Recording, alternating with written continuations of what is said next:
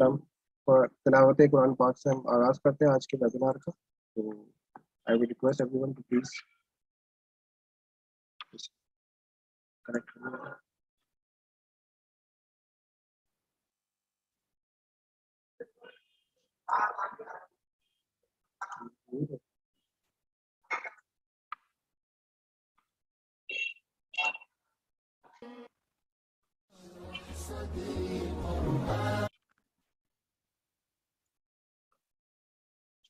Thank you so much, जज़ाकल्लाह खैर। जैसा कि आज जो हमने वेबिनार प्लान किया हुआ है कराची टैक्स बार ने आप सबके लिए, वो है बेसिकली सेल टैक्स रिटर्न, जो कि single sale tax return FBI ने रिसेंटली लॉन्च किया है। और जैसे कि आप सब वाकिफ़ ही होंगे कि बहुत सारे टैक्स पेयर्स, खासकर हमारे बार मेंबर्स, उनके बेतहाशा सवालात हैं कि ये नया पोर्टल क्या चीज़ है और इसने पुराने पोर्टल को किस तरह से रिप्लेस किया, और जिस तरह के चैलेंजेस वक्तन फ़वक्तन बार मेंबर्स ने हम तक अब तक पहुँचाए हैं, हमसे कम्युनिकेट किए हैं, जो इश्यूज़ आ रहे हैं, उसको टैकल करने के लिए कराची टैक्स बार ने तमाम बार मेंबर्स के लिए, और अदर देन नॉन मेंबर भी हमारे आज के, जो मुझे समझ आया कि नॉन मेंबर्स भी आज हमारा बड़ा प्रोग्राम अटेंड कर रहे हैं थ्रू यूट्यूब चैनल। तो उस पे ये कि आज का जो प्रोग्राम जो प्लान किया गया है, वो प्राइमरीली इसी नए पोर्टल को डिस्कस करना। ये पोर्टल क्या चीज़ है, इसने किस तरह से तब्दीली लाया है पिछले पोर्टल से, और उसमें किस तरह के चैलेंजेस हमें फेस कर रहा है टैक्स पेयर इन रजिस्ट्रेशन और in filing of return, sale tax return, और इसके आने के बाद किस तरह से पुराना पोर्टल अब एग्जिस्ट करेगा नहीं करेगा, ये नए पोर्टल पे क्या क्या चीज़ें। तो इसमें आज का सेशन हमने प्लान प्राइमरीली इसीलिए किया है कि ताकि हम एक तो वॉक थ्रू कर सकें नए वाले पोर्टल को, और इसमें जिस तरह के चैलेंजेस अगर हमें कोई फेस हो रहे हैं टैक्स पेयर को, तो वो इसका एक वॉक थ्रू के दौरान हमें भी आइडिया हो जाए कि किस तरह के चैलेंजेस नज़र आ रहे हैं और उसका क्या सोल्यूशन हो सकता है। तो आज के प्रोग्राम में कराची टैक्स बार की सीपी कमेटी के साथ साथ आज हमारे प्रेसिडेंट साहब भी हमें ज्वाइन करेंगे थोड़ी देर में, और उनके भी हम व्यूज़ उनके भी लेंगे इस पोर्टल के ऊपर, इस वेबिनार के ऊपर। But for to start this webinar formally, I would request Abdul Wahab Saab. Abdul Wahab Saab is a committee member, subcommittee member of, is a convener, fiscal law committee members facilitation committee के convener है, और बार के काफ़ी active member है। पिछले 8-10 साल से वो बार के साथ कंटिन्यूसली किसी न किसी कमेटी के साथ अपना कंट्रीब्यूशन दे रहे हैं, और इसमें इनका अपनी भी एक कंसल्टेंसी फर्म है जिसमें वो बड़ा एक्टिवली सेल टैक्स के रिटर्न्स, इनकम टैक्स के रिटर्न्स और अपने कॉर्पोरेट नॉन कॉर्पोरेट क्लाइंट्स को हैंडल कर रहे होते हैं। तो हमने इनको बड़ा शॉर्ट नोटिस पर रिक्वेस्ट की, कंसिडरिंग कि जो इशू आजकल चल रहा है बड़ा हॉट इशू है, तो इस पर हमने इनको रिक्वेस्ट की कि वो अपनी जो भी नॉलेज है इस नए पोर्टल के मुतालिक वो हम सबसे शेयर करें, खासकर बार मेंबर से शेयर करें, और इसके जो भी चैलेंजेस उनको अब तक आइडेंटिफाई ऑलरेडी हो गए हैं वो हमसे शेयर करें, और अगर इसका कोई वर्केबल सोल्यूशन उनके जहन में है जिनको लगता है कि ये सोल्यूशन हो सकता है या ऑलरेडी आइडेंटिफाई हो गया है, तो वो सोल्यूशन हमसे शेयर करें ताकि तमाम बार मेंबर की सहूलत हो सके।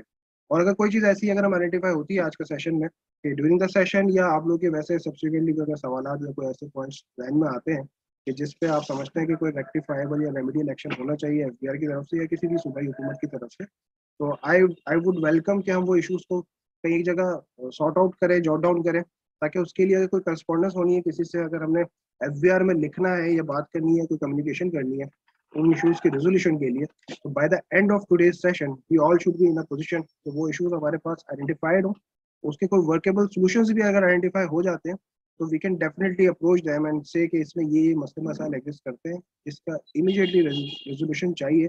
अदरवाइज यू ऑल नो कि इसकी जो डेडलाइन है वो बड़ी नियर है, तो उस डेडलाइन से पहले पहले हमारे पास अगर कोई चैलेंजेस हैं तो उसकी कम्युनिकेशन का एक मैकेनिज्म डिवाइस हो सके। तो फॉर ऑल दीज पर्पजेस आज का वेबिनार हमने कोशिश की है, कराची टैक्स बार ने कोशिश की है कि आप सबकी सहूलत के लिए ये ऑर्गेनाइज किया है। और with this I would request Abdul Wahab to please proceed with this webinar।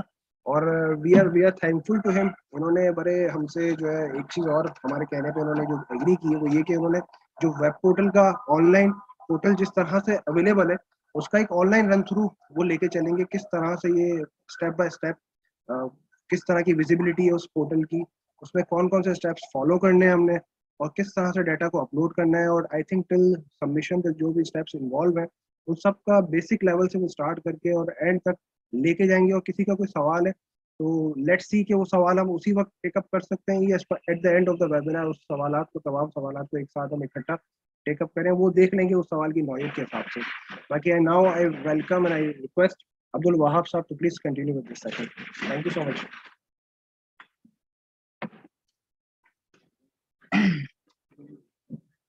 अस्सलाम वालेकुम एवरीवन।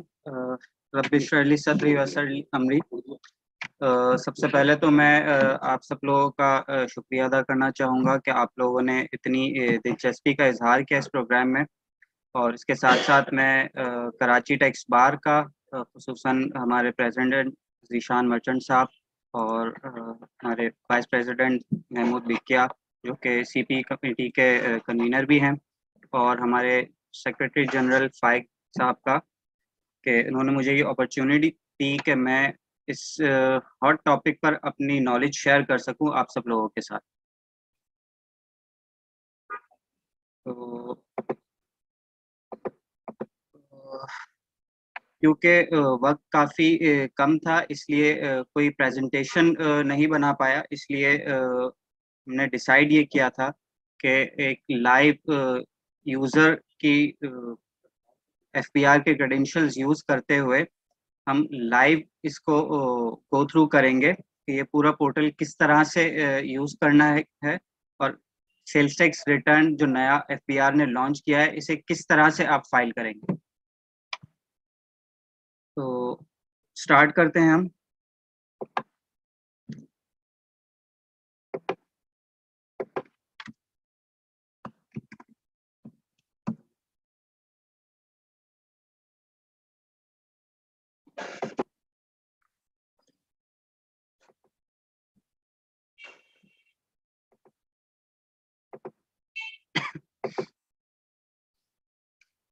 सबसे पहले तो हम डिस्कस करते हैं कि ये सिंगल सेल्स टैक्स रिटर्न है क्या।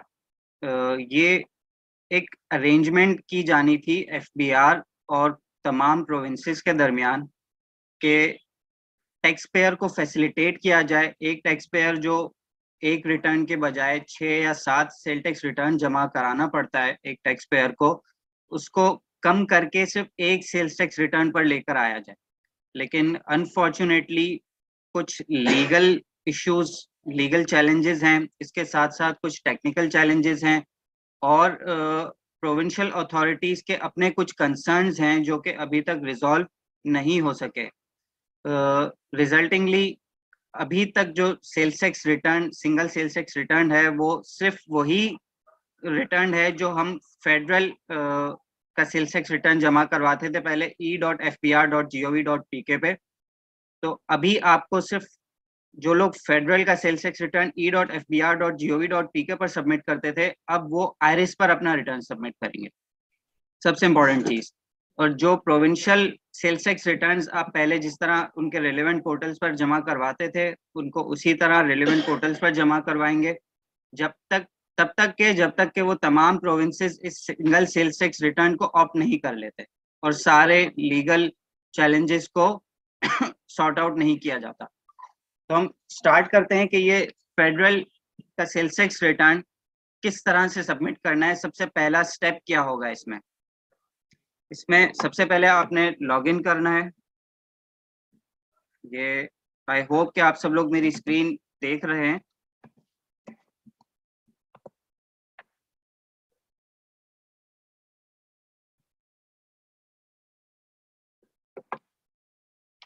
लॉगिन होते ही जो टॉप का मेन्यू बार है, अच्छा एक चीज, सेल्स टैक्स रिटर्न की तरफ जाने से पहले मैं आपको बता दूं कि पहले सेल्स टैक्स रिटर्न में हमारा जो e.fbr.gov.pk पर हम सेल्स टैक्स रिटर्न सबमिट करते थे, उसमें सबसे पहला स्टेप ये होता था कि हम एनेक्सर सी में अपनी सेल्स इनवॉइसेस डिक्लेयर करते थे और उन सेल्स इनवॉइसेस को डिक्लेयर करने के लिए हमारे पास दो मेथड्स होते थे। एक तो ये कि ऑनलाइन डेटा पंच कर सकते थे हम एनेक्सर सी में जाके।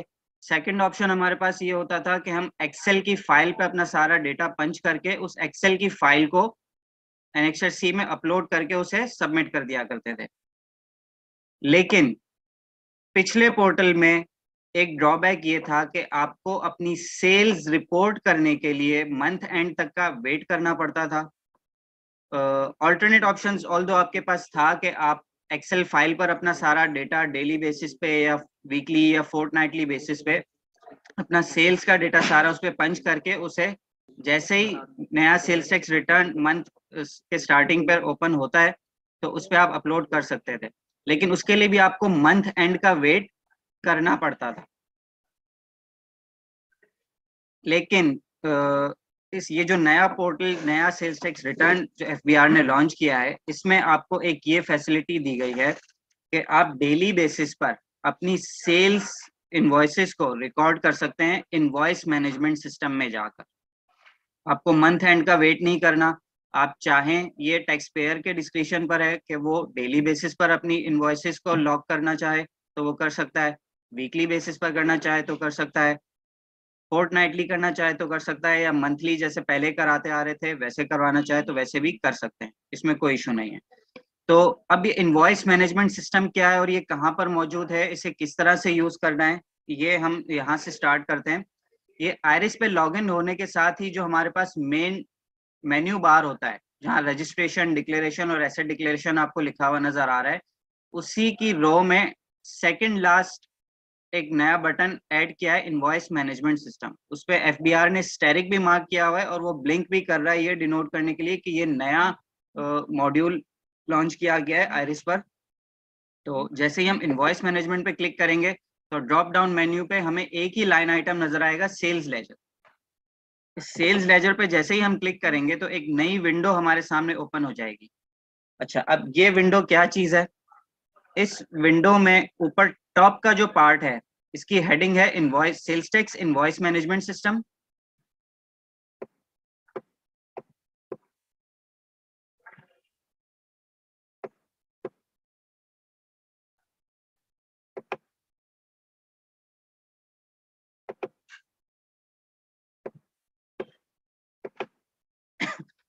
अच्छा, अब ये जो इनवॉइस मैनेजमेंट सिस्टम के बाद रजिस्ट्रेशन नंबर लिखा हुआ आ रहा है, ये रजिस्ट्रेशन नंबर उस टैक्स पेयर का है जिस टैक्स पेयर का सेल्स टैक्स रिटर्न भरा जा रहा है। से रजिस्ट्रेशन नंबर आ गया।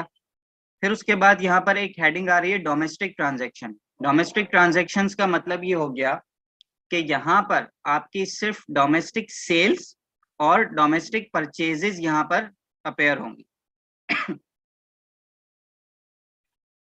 और याद रखिए, डोमेस्टिक परचेजेस में भी सिर्फ परचेज फ्रॉम अनरजिस्टर्ड पर्सन, जो अगर आपका सप्लायर अनरजिस्टर्ड सेल्स टैक्स में रजिस्टर्ड नहीं है तो सिर्फ अनरजिस्टर्ड परचेजेस आप यहाँ पर अपनी रिकॉर्ड कर सकते हैं।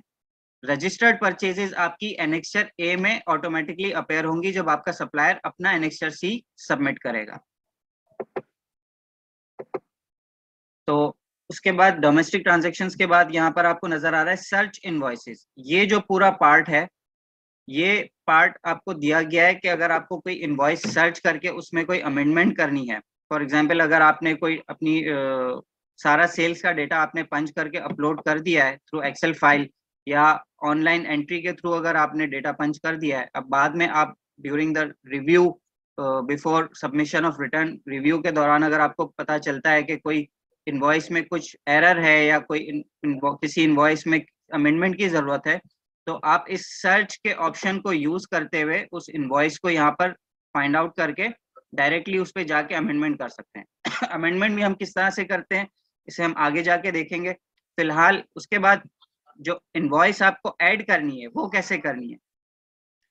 इनवॉइस ऐड करने के लिए यहाँ पर हमारे पास ऐड इनवॉइस का एक बटन मौजूद है। हम इस ऐड इनवॉइस पे जब क्लिक करेंगे तो ये एक नई विंडो हमारे पास ओपन हो जाएगी। अच्छा, अब इस नई विंडो को डिस्कस करते हैं। ये क्या है? Invoice details. आप अपनी हर इनवॉइस की डिटेल यहाँ पर पंच करेंगे। अगर आप ऑनलाइन एंट्री करना चाहते हैं तो एक्सेल फाइल के थ्रू किस तरह करेंगे वो हम आगे जाके डिस्कस करेंगे। पहले हम देखेंगे कि हमें ऑनलाइन पंचिंग किस तरह से करनी है। ऑनलाइन पंचिंग के लिए देखें, टॉप पे आपके पास दो ऑप्शंस आ रहे हैं जहां पर टिक बॉक्सेस बने हुए हैं, एक परचेजेस और एक सेल्स। तो पहले हम देखेंगे कि हम अपनी सेल्स इनवॉइस किस तरह से रिपोर्ट करेंगे एफबीआर को। एफबीआर को सेल्स इनवॉइस रिपोर्ट करने के लिए आपको सबसे पहले बायर का रजिस्ट्रेशन नंबर डालना है।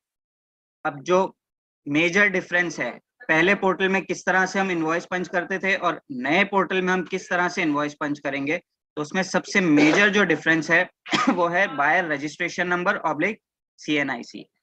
आप में से जितने लोग e.fbr.gov.pk पे सेल्स टैक्स रिटर्न फाइल करते आ रहे हैं, उन्हें बखूबी मालूम होगा कि हमें सेल्स इनवॉइसेस को रिपोर्ट करते वक्त बायर का NTN number along with check digit डालना पड़ता था।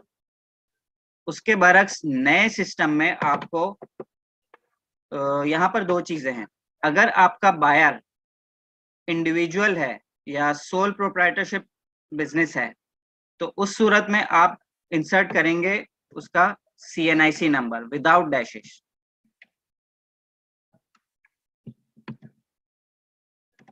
जैसे ही आप CNIC नंबर पंच करके आगे बढ़ेंगे, बायर का नेम ऑटोमेटिकली यहाँ पर अपेयर हो जाएगा। बायर का नेम, अब यहाँ पर मैंने अपनी डिटेल्स डाली हैं, तो यहाँ पर मेरा नाम ऑटोमेटिकली आ गया है।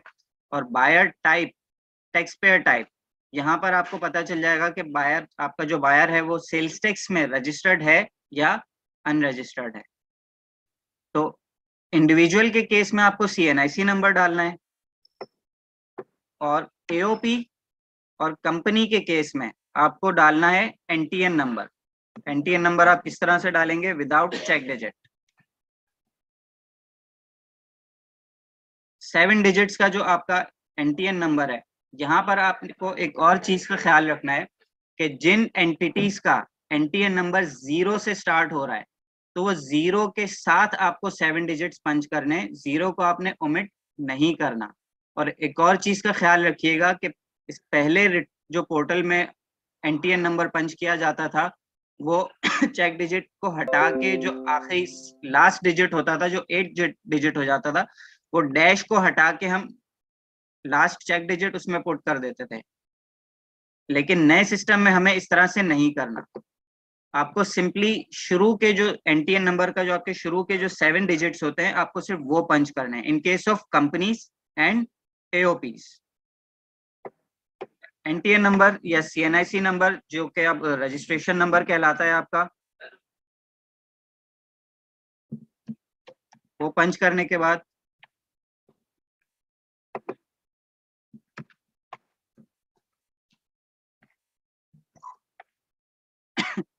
आपको सेलेक्ट करना है इनवॉइस टाइप। अब इनवॉइस टाइप में आपको ड्रॉप डाउन मेन्यू दिया गया है। इस ड्रॉप डाउन मेन्यू पे आप क्लिक करेंगे तो आपके पास 3 ऑप्शंस आ रहे हैं: sales invoice, debit note and credit note. फिलहाल हम सेल्स इनवॉइस को सेलेक्ट करेंगे। उसके बाद आपके पास आ जाता है इनवॉइस नंबर। आपने इनवॉइस नंबर डाल दिया। उसके बाद इनवॉइस डेट। अब इनवॉइस डेट में आपके पास ऑप्शन है कि या तो आप मैनुअल टाइप कर लें, या साइड में एक कैलेंडर का आइकन बना हुआ है, इस पे क्लिक करके आप डेट को सेलेक्ट कर सकते हैं। ये सेम उसी तरह है जिस तरह से हम विथहोल्डिंग के स्टेटमेंट में डेटा पंच कर रहे होते हैं, उसी तरह। तो अभी क्योंकि हम दिसंबर का रिटर्न फाइल कर रहे हैं, तो हम यहाँ से पीछे बैक पे जाएंगे। 1 दिसंबर 2021 मैंने डेट सेलेक्ट कर ली। उसके बाद आपको यहाँ पर 2 मैंडेटरी फील्ड्स दी गई हैं। Sale origination province of supplier, कि सप्लायर ने जिस प्रोविंस में सेल्स सप्लाई दी है, वो प्रोविंस आपको सेलेक्ट करना है। यहाँ पर कौन कौन से प्रोविंसेस आ रहे हैं? Azad Jammu and Kashmir, Balochistan, capital territory, Gilgit Baltistan, Khyber Pakhtunkhwa, Punjab और सिंध। हमने एक sale origination province of supplier select कर लिया। फिर उसके बाद नेक्स्ट आपके पास मैंडेटरी फील्ड आती है destination of supply. Destination of supply means supply जिस प्रोविंस में दी जा रही है। अगेन यहाँ पर आपको ड्रॉप डाउन मेन्यू दिया गया है, वहां पर वही सेम 7 ऑप्शंस आपके पास दिए गए। उन 7 में से जो भी रिलेवेंट जिस प्रोविंस में सप्लाई दी गई है, तो उस प्रोविंस को आप सेलेक्ट करेंगे। फिर उसके बाद सबसे इंपॉर्टेंट चीज जो आपके पास आती है, सेल टाइप। ये जो सेल ट्रांजैक्शन हुई है, ये किस टाइप की है? क्या ये chargeable to tax at standard rate है? क्या ये गुड्स एट रिड्यूस्ड रेट हैं? क्या ये जीरो रेटेड गुड्स हैं? क्या ये पेट्रोलियम प्रोडक्ट्स हैं? क्या वो इलेक्ट्रिक सप्लाई टू रिटेलर्स है? क्या वो सिम कार्ड है? gas to CNG stations, mobile phones, re-rollable scrap by shipbreakers, processing / conversion of goods, third schedule goods, goods federal subject to federal excise duty in sales tax mode, services subject to federal excise duty in sales tax mode.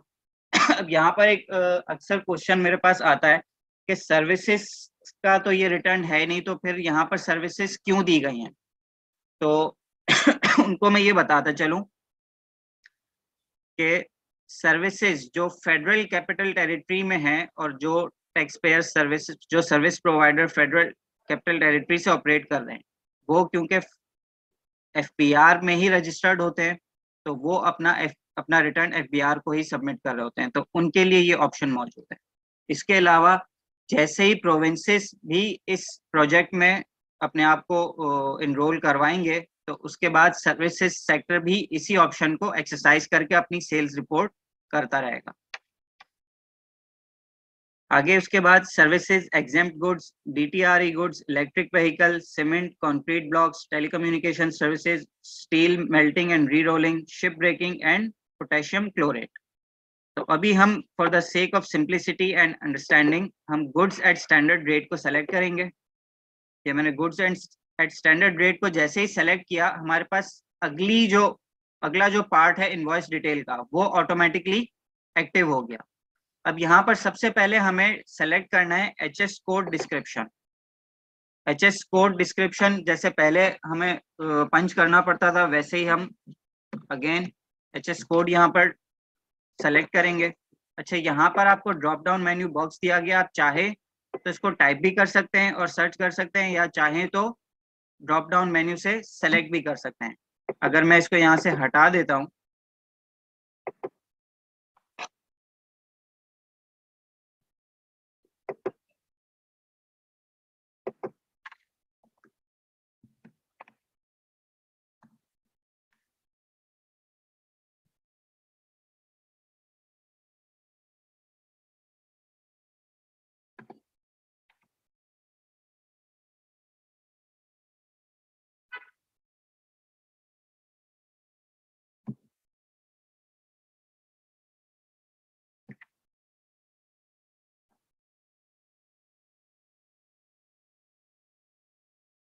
ये HS code description पे हमारे पास ये drop down list एक है। हम चाहें तो यहाँ से स्क्रॉल बार को यूज करते हुए उसे सेलेक्ट भी कर सकते हैं, और टाइम सेविंग जो होता है वो बेहतर यही होता है कि आप यहाँ पर टाइप करें तो फौरन से आपका रिलेवेंट HS कोड आपके सामने अपेयर हो जाएगा, आप उसे सेलेक्ट कर लें। उसके बाद क्योंकि हमने गुड्स एट स्टैंडर्ड रेट का ऑप्शन सेलेक्ट किया हुआ है सेल टाइप में, तो यहाँ पर एक ही सेल्स टैक्स रेट आ रहा है जो कि है 17%। हमने सेल्स टैक्स रेट को सेलेक्ट किया। यूनिट ऑफ मेजरमेंट, अब जो आपकी सप्लाई है उसका यूनिट ऑफ मेजरमेंट क्या है? KG, numbers, pieces, metric tons. यहाँ पर अगेन ड्रॉप डाउन मेन्यू दिया गया है, इसमें तमाम के तमाम वही ऑप्शंस हैं जो इससे पहले e.fbr.gov.pk पे रिटर्न फाइल करते वक्त एनेक्सर C में हमारे पास जो ऑप्शंस आते थे, सेम वही ऑप्शंस यहाँ पर भी मौजूद है हमारे पास।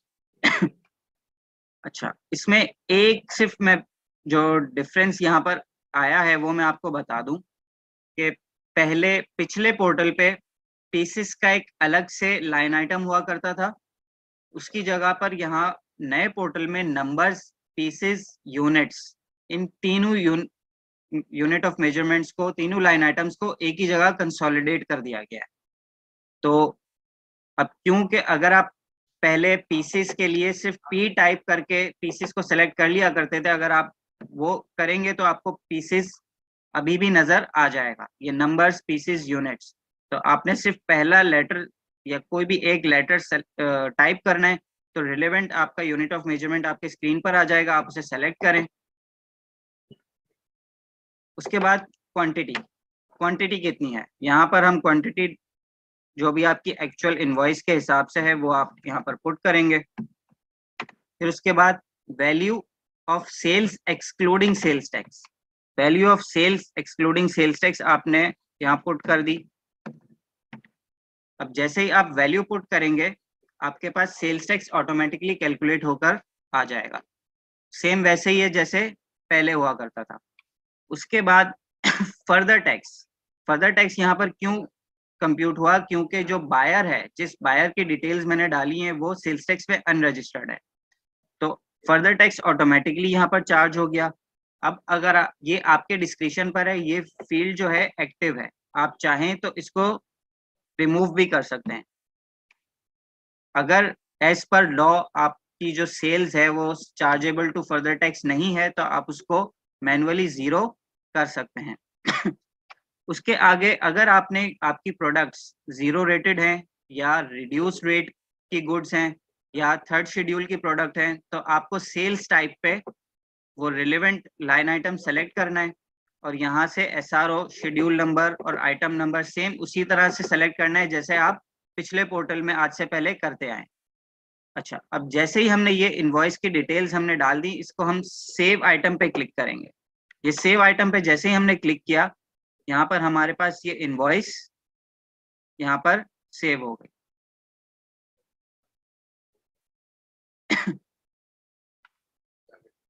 अब इस विंडो को हम करते हैं क्लोज। ये विंडो क्लोज हो गई। अब जैसे ही मैंने विंडो क्लोज की, यहाँ पर देखें मेरे पास कुछ डेटा ऑलरेडी यहाँ पर मौजूद है। अब ये जो domestic sales and purchase invoices हैं ये क्या हैं? सबसे टॉप पे जो मैंने मोस्ट रिसेंट जो इनवॉइस मैंने यहाँ पर पंच की है वो ये यहाँ पर आ गई। इसके कॉलम क्या है? Serial number.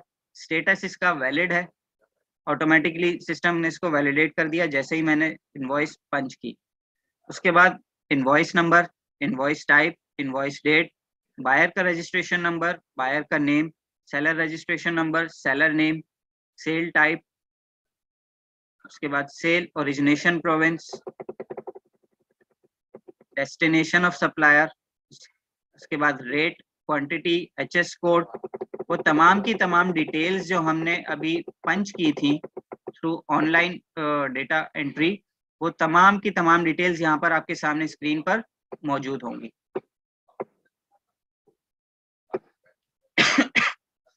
इसके अलावा परचेजेस, आपका सप्लायर, किसी टैक्स पेयर का सप्लायर जब अपने सेल्स इनवॉइस रिपोर्ट करेगा और अपना एनेक्सर सी सबमिट कर देगा, तो वो तमाम इनवॉइसेस भी आपकी यहाँ पर अपेयर हो जाएंगी। याद रखिए, परचेज इनवॉइस जो है वो अगर आपकी रजिस्टर्ड परचेज हैं तो उसे आप यहाँ पर पंच नहीं करेंगे।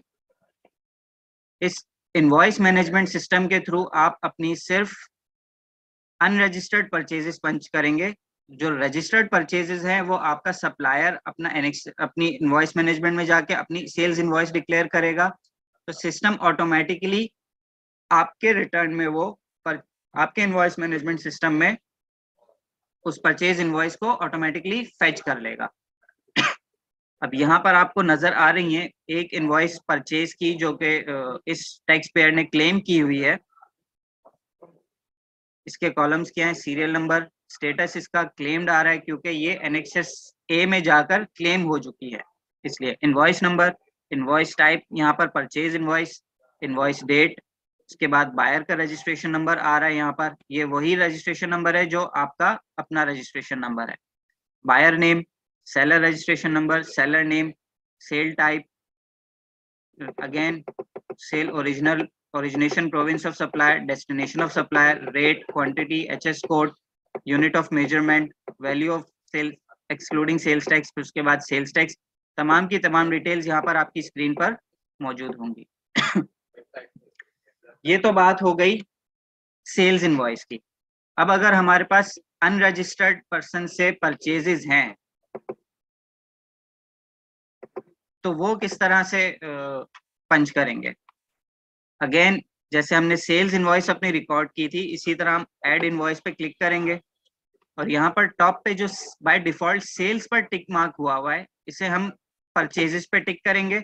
जैसे ही परचेजेस पे हमने टिक किया, हमारे पास नीचे की डिटेल्स जो हैं वो ऑटोमेटिकली मॉडिफाई हो गई according to the document type. पहले यहाँ पर buyer registration number oblique CNIC लिखा हुआ था, अब यहाँ पर seller registration number oblique CNIC लिखा हुआ है। पहले बायर नेम था, अब सेलर नेम है। पहले बायर टैक्स पेयर टाइप था, अब सेलर टैक्स पेयर टाइप है। तो अगेन यहाँ पर हम सेलर का रजिस्ट्रेशन नंबर डालेंगे। ये जैसे ही मैंने बायर का रजिस्ट्रेशन, सेलर का रजिस्ट्रेशन नंबर डाला, सेलर का नेम यहाँ पर ऑटोमेटिकली आ गया। अब यहाँ पर सेलर का नेम ऑटोमेटिकली कैसे फैच हुआ? सेलर का नेम यहाँ पर ऑटोमेटिकली इसलिए फैच हुआ क्योंकि इस पर्टिकुलर सेलर के पास एनटीएन तो है, मतलब वो एफबीआर के पास रजिस्टर्ड तो है, एनटीएन तो बना हुआ है, उसका रजिस्ट्रेशन हुई हुई है, लेकिन सेल्स टैक्स की रजिस्ट्रेशन नहीं है उसके पास। अब क्योंकि सेल्स टैक्स की रजिस्ट्रेशन नहीं है तो यहाँ पर सेलर टैक्स पेयर टाइप में अनरजिस्टर्ड लिखा हुआ आ गया। और क्योंकि हम यहाँ पर अनरजिस्टर्ड सप्लायर की ही डिटेल्स यहाँ पर ऐड कर रहे हैं तो इसलिए यहाँ पर हमेशा अनरजिस्टर्ड लिखा हुआ ही आना चाहिए। अगर यहाँ पर रजिस्टर्ड लिखा हुआ आ गया तो इसका मतलब आपको उस एक पर्टिकुलर इनवॉइस की एंट्री यहाँ पर करने की जरूरत नहीं है। आप अपने सप्लायर से कहेंगे और आपका सप्लायर अपने सेल्स टैक्स रिटर्न में उस इनवॉइस को डिक्लेयर करेगा, जो कि आप ऑटोमेटिकली एनेक्सर ए में जाके फेच करेंगे। वो किस तरह से करनी है मैं आपको आगे जाके बताऊंगा। तो अनरजिस्टर्ड परचेज हम यहाँ पर रिकॉर्ड कर रहे थे, हम सेलर का रजिस्ट्रेशन नंबर डालेंगे। अगर आपका सेलर एफबीआर के पास रजिस्टर्ड ही नहीं होगा तो उसका नाम भी यहाँ पर नहीं आएगा उसका नाम फिर आपको यहाँ पर खुद से टाइप करना पड़ेगा। फिर उसके बाद हम यहाँ पर डालेंगे इनवॉइस टाइप। इनवॉइस टाइप में आपके पास दो ऑप्शंस हैं, परचेज इनवॉइस, दूसरा सेल्स टैक्स विदहोल्डिंग। अगर आप चाहें तो सेल्स टैक्स विदहोल्डिंग, अगर आप विदहोल्डिंग एजेंट हैं तो आप सेल्स टैक्स विदहोल्डिंग को सेपरेटली भी यहाँ पर रिपोर्ट कर सकते हैं, या चाहें तो परचेज इनवॉइस के साथ भी कर सकते हैं। हम यहाँ पर परचेज इनवॉइस सेलेक्ट करेंगे, इनवॉइस नंबर यहाँ पर पुट करेंगे, then again invoice date. Invoice date के बाद अगेन वही एक्सरसाइज जो हमने सेल्स रिपोर्ट करते वक्त की थी, sale origination province, destination of supply, then again purchase type. आपकी जो ये गुड्स आपने परचेज की हैं जो अनरजिस्टर्ड सप्लायर से की हैं, क्या वो chargeable to tax at standard rate है, क्या वो रिड्यूस रेट गुड्स हैं, क्या वो जीरो रेटेड गुड्स हैं, क्या वो एग्जेम्प्ट गुड्स हैं। मिसाल के तौर पे अभी हम एग्जेम्प्ट गुड्स को सेलेक्ट कर लेते हैं। एग्जेम्प्ट गुड्स हमने सेलेक्ट की, उसके बाद आपने अगेन अपना relevant HS code description select किया। रेट में यहाँ पर ऑटोमेटिकली एग्जेम्प्ट आ गया क्योंकि हमने ऊपर एग्जेम्प्ट गुड्स को सेलेक्ट किया हुआ है। यूनिट ऑफ मेजरमेंट, अगेन आपने relevant unit of measurement select किया, फिर क्वांटिटी इंसर्ट की और उसके बाद वैल्यू एक्सक्लूडिंग सेल्स टैक्स आपने पुट कर दी। जैसे ही हमने वैल्यू पुट की, आगे की फील्ड्स ऑटोमेटिकली जीरो रह गई। क्यों? क्योंकि ये परचेज हमारी अनरजिस्टर्ड सप्लायर से है। सेकंड कि ये हमने एग्जेम्प्ट गुड्स यहाँ पर पंच की हैं। अब यहाँ पर थोड़ी सी एक दूसरी सिचुएशन देखते हैं। मैं एग्जेम्प्ट गुड्स को यहाँ से हटा के गुड्स एट स्टैंडर्ड रेट को सेलेक्ट कर लेता हूँ। जैसे ही मैंने गुड्स एट स्टैंडर्ड रेट को सेलेक्ट किया, यहाँ की फील्ड्स दोबारा रीसेट हो गई। मैंने रिलेवेंट एचएस कोड सेलेक्ट किया, यहाँ पर सेल्स टैक्स का रेट 17% सेलेक्ट किया, यूनिट ऑफ मेजरमेंट सेलेक्ट किया, क्वांटिटी इंसर्ट की। अब वैल्यू ऑफ परचेज जैसे ही मैं यहाँ पर पुट करूंगा तो यहाँ पर आपके पास सिचुएशन दूसरी आ जाएगी। दूसरी सिचुएशन क्या आ गई आपके पास कि sales tax zero, fix retail value zero, sales tax as withholding agent. अब ये जो sales tax as withholding agent आपके पास आ रहा है, ये यहाँ पर रिटर्न में इस इनवॉइस मैनेजमेंट सिस्टम में ये एक प्रॉब्लम है जो कि अभी तक रिजॉल्व नहीं किया गया प्राल की तरफ से, जिसके लिए हमें अगेन प्राल को अप्रोच करना पड़ेगा कि इस फील्ड को जो है वो एक्टिव किया जाए और नॉन मैंडेटरी किया जाए। इस वक्त हो ये रहा है कि being a tax payer not necessary कि मैं सेल्स टैक्स का विदहोल्डिंग एजेंट हूँ। इस वक्त सेल्स टैक्स का विदहोल्डिंग एजेंट कौन है? सिर्फ corporate entities and government entities. जो इंडिविजुअल है या एओपी है वो सेल्स टैक्स का विदहोल्डिंग एजेंट अब नहीं रहा। लेकिन इस इनवॉइस मैनेजमेंट सिस्टम में एक जो ड्रॉबैक यहाँ पर इस वक्त जो प्रॉब्लम नजर आ रहा है वो ये है कि जैसे ही हम अनरजिस्टर्ड सप्लायर की परचेज यहाँ पर पंच करते हैं तो सेल्स टैक्स विदहोल्डिंग की लायबिलिटी ऑटोमेटिकली कंप्यूट कर रहा है, और ये मैंडेटरी फील्ड है। मैंडेटरी फील्ड का मतलब ये है कि अगर मैं इसको जीरो करना चाहूं तो सिस्टम इसे एक्सेप्ट नहीं कर रहा। अगर मैं इसे दोबारा लायबिलिटी यहाँ पर टाइप कर देता हूँ विद सेल टैक्स विदहोल्डिंग और मैं सेव आइटम पे क्लिक करूंगा तो ये मेरी लाइन आइटम यहाँ पर एक्सेप्ट हो जाएगी और ये देखें इनवॉइस सेव्ड सक्सेसफुली। जैसे ही मैंने सेव आइटम पे क्लिक किया वो इनवॉइस सेव हो गई यहाँ पर और वो तमाम की तमाम डिटेल्स यहाँ पर स्क्रीन पर नीचे सामने आ गई। अब हम इसे क्लोज करते हैं।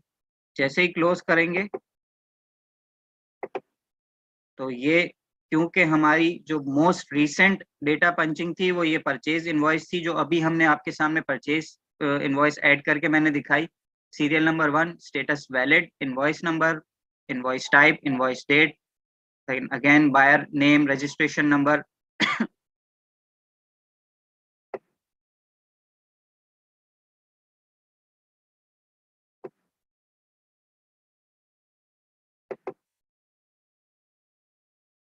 goods at standard rate, sale type, sale origination, province of supplier, destination of supplier, rate, quantity, HS code, unit of measurement, value of sales excluding sales tax, उसके बाद sales tax withheld at source।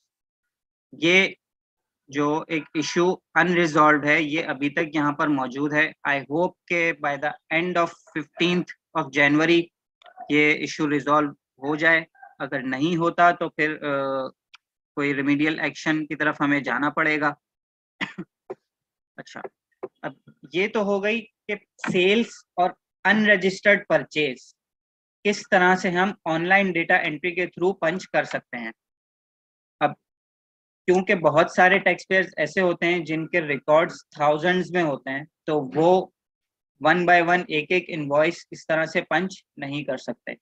तो उनके लिए क्या option है? उनके लिए option ये है कि आप यहाँ पर ये इनवॉइस मैनेजमेंट सिस्टम में आएंगे तो ये डाउनलोड सेल्स इनवॉइस टेम्पलेट, इस बटन को आप क्लिक करेंगे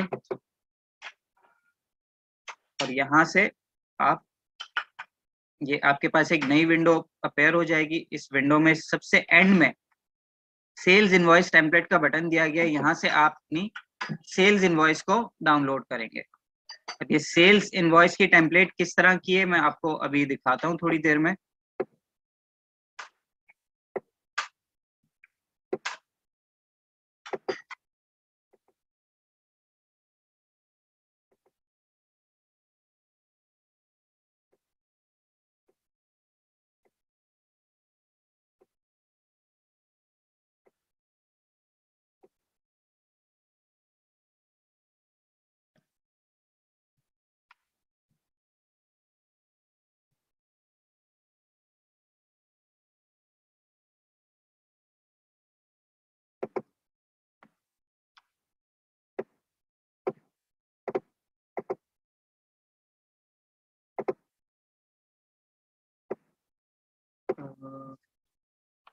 आई होप कि आप लोगों को मेरी स्क्रीन नजर आ रही है।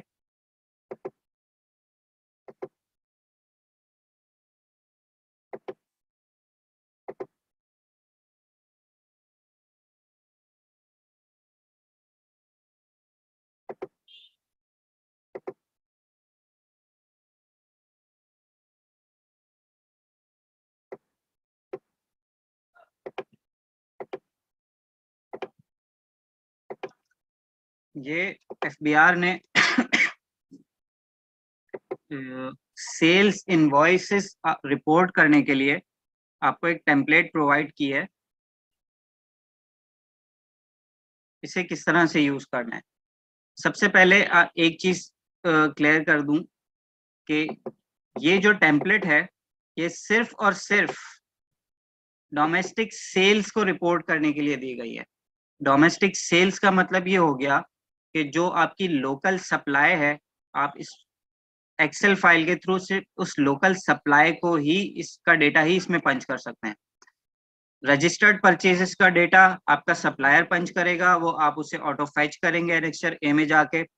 अनरजिस्टर्ड परचेजेस जो हैं वो आपको मैनुअली ही पंच करनी पड़ेंगी।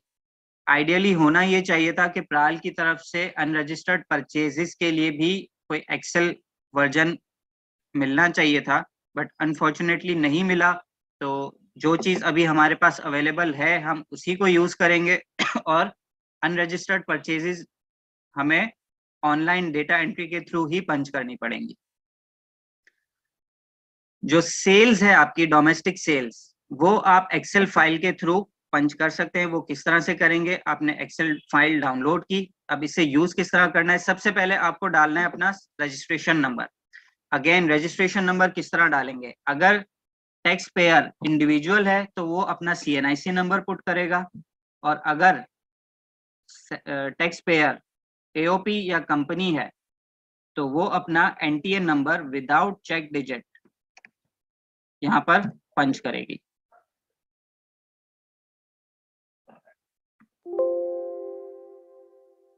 अब आप देख सकते हैं कि जैसे ही मैंने यहाँ पर अपना NTN नंबर, रजिस्ट्रेशन नंबर जैसे ही मैंने पुट किया, तो ये जो डोमेस्टिक सेल्स इनवॉइस की हेडिंग का जो बैकग्राउंड कलर था वो ग्रीन से ऑरेंज हो गया है, और ये जो वैलिडेट का एक बटन यहाँ पर आपको नजर आ रहा है ये ब्राउन कलर का हो गया है।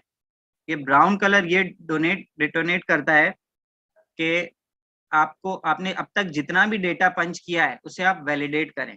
अब जैसे ही मैं वैलिडेट का बटन दबाऊंगा तो ये सारे पीछे ऊपर मेन हेडिंग का भी बैकग्राउंड ग्रीन हो गया और ये वैलिड का बटन भी ग्रीन हो गया। ये वैलिड क्या डिनोट करता है कि जो मैंने सेलर का रजिस्ट्रेशन नंबर डाला ये बिल्कुल करेक्ट है, इसमें किसी किस्म की कोई खामी नहीं है। नेक्स्ट आपके पास आता है टैक्स पीरियड। टैक्स पीरियड यहाँ पर आपको लिखा हुआ नजर आ रहा है सितंबर 2021, जबकि हम रिटर्न किसका फाइल करेंगे इस नए पोर्टल के थ्रू, दिसंबर का। तो अब दिसंबर का टैक्स पीरियड यहाँ पर किस तरह से आएगा, अगर मैं यहाँ पर 2021 अगर मैं यहाँ पर करता हूँ तो ये नंबर्स भी आपके सामने कुछ और ले आएगा और इसको वैलिडेट भी नहीं करेगा। ये देखिए ये इनवैलिड आ गया। तो अब आपको टैक्स पीरियड किस तरह डालना है, टैक्स पीरियड डालने के लिए आपको क्या करना पड़ेगा, टैक्स पीरियड डालने के लिए आपको एग्जैक्ट डेट डालनी है जिस मंथ का सेल्स डेटा आप रिपोर्ट कर रहे हैं। तो आप एग्जैक्ट डेट कौन सी डालेंगे, मैं रिकमेंड ये करूंगा कि आप मंथ की फर्स्ट डेट आप डाल दें। तो यहाँ पर मैं 01-12-2021 पुट करूंगा।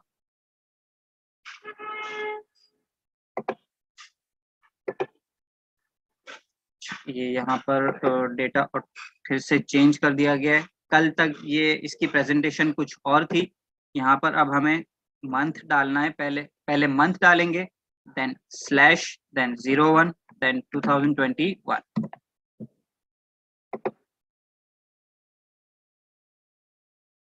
अब ये देखें, अब टैक्स पीरियड तो हमारे पास सही आ गया 2021-12, लेकिन अभी भी इनवैलिड रिकॉर्ड्स यहाँ पर एक शो हो रहा है। वो क्यों हो रहा है उसका रीजन ये है कि टैक्स पीरियड यहाँ पर दिसंबर है, जबकि यहाँ पर जो एक टेस्ट डेटा इस सैंपल फाइल में ऑलरेडी मौजूद है उसमें जो डेट है वो सितंबर की डली हुई है। तो अब हम इसको किस तरह से चेंज करेंगे रजिस्ट्रेशन नंबर और टैक्स पीरियड हमने समझ लिया कि किस तरह से पुट करना है। उसके बाद आप आ जाएंगे रजिस्ट्रेशन नंबर पर। रजिस्ट्रेशन नंबर अगेन, अगर आपका बायर इंडिविजुअल है तो उसका आप रजिस्ट्रेशन नंबर डालेंगे CNIC नंबर, देन उसका नेम,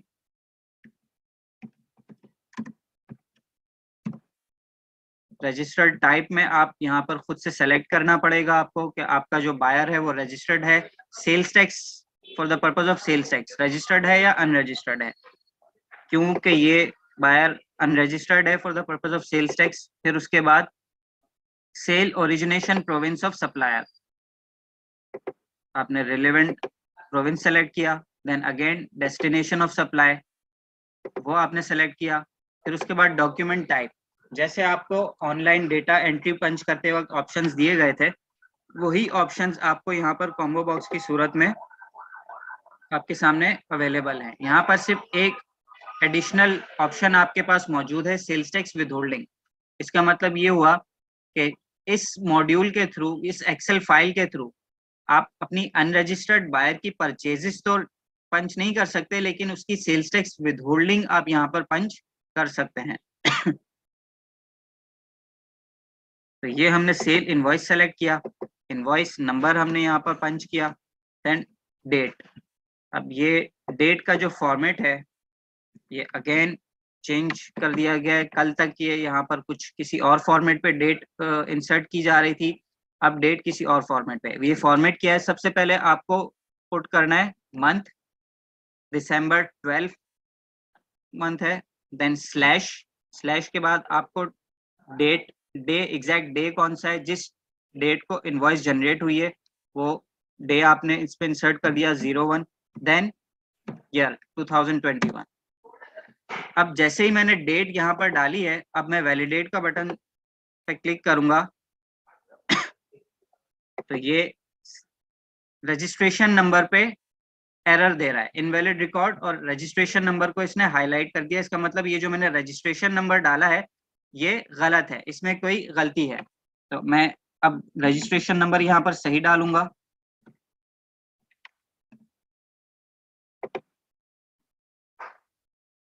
ये सारा यहाँ पर बैकग्राउंड ग्रीन हो गया और वैलिडेट का बटन भी यहाँ पर ग्रीन हो गया।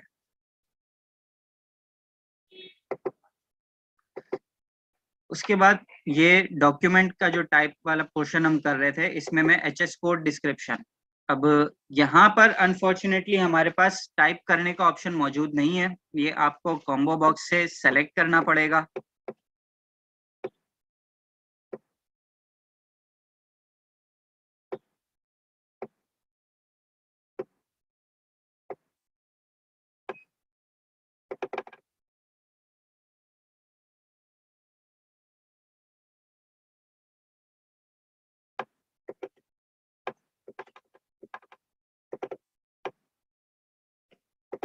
ये आपने सेलेक्ट किया, देन सेल टाइप, अगेन वही फील्ड आपके सामने आ गई जो हम पहले डिस्कस कर चुके हैं। यहाँ सेल टाइप हम सेलेक्ट करेंगे, बाय डिफॉल्ट वो गुड्स एट स्टैंडर्ड रेट पर मौजूद है। रेट उसके बाद हम सेलेक्ट करेंगे, रेट सेलेक्ट करने के बाद quantity, then unit of measurement, unit of measurement के बाद value of sales excluding sales tax.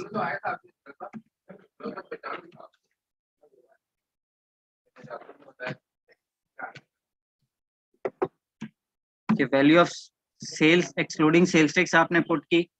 उसके बाद sales tax oblique federal excise duty in sales tax mode, ये आपको ऑटोमेटिकली कैलकुलेट नहीं होगी ये लायबिलिटी, ये आपको मैनुअली पंच करनी पड़ेगी।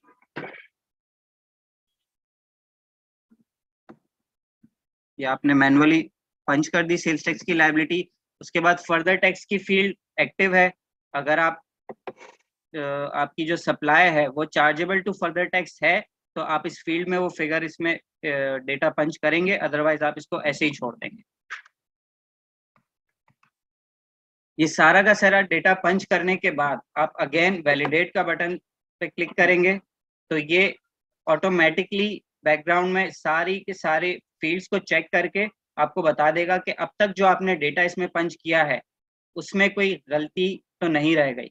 अगर ये बैकग्राउंड ग्रीन हो गया तो इसका मतलब आपका अब तक का जितना भी डेटा आपने इसमें पंच किया है वो ठीक है।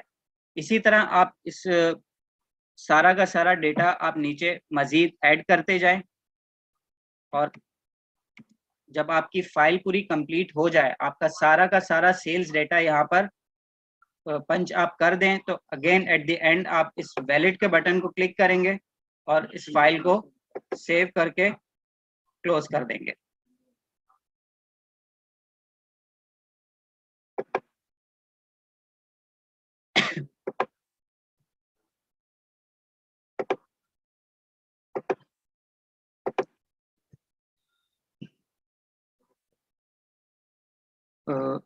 अब क्योंकि हमने एक्सेल की फाइल पर डेटा पंच कर दिया है, अब उस एक्सेल की फाइल को आप अपलोड किस तरह से करेंगे। Again sales tax invoice management पर हम आएंगे। सेल्स टैक्स इनवॉइस मैनेजमेंट पे टॉप लेफ्ट साइड पे आपके पास एक चूज फाइल का बटन आपको नजर आ रहा होगा। इस चूज फाइल पे आप क्लिक करेंगे और जो आपने एक्सेल की फाइल पर अपना सारा डेटा अभी पंच किया है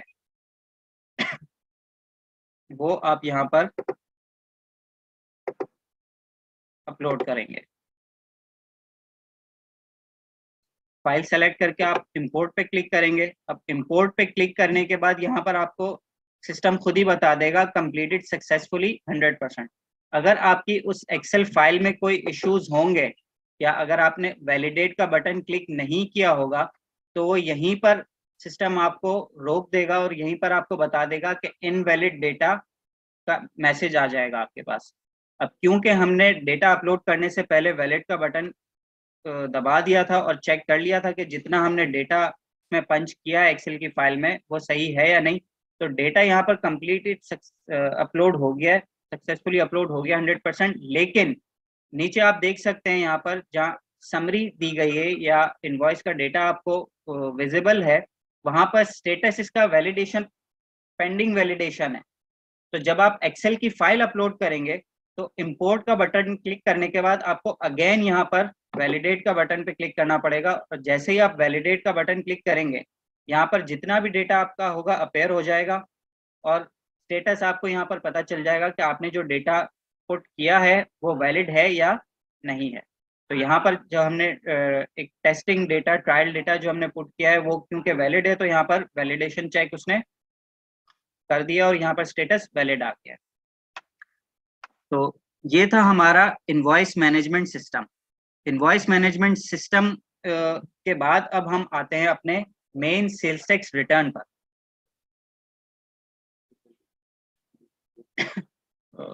1 मिनट का 5 मिनट का हम यहाँ पर ब्रेक ले रहे हैं, उसके बाद फिर हम सेल्स टैक्स रिटर्न पर आते हैं।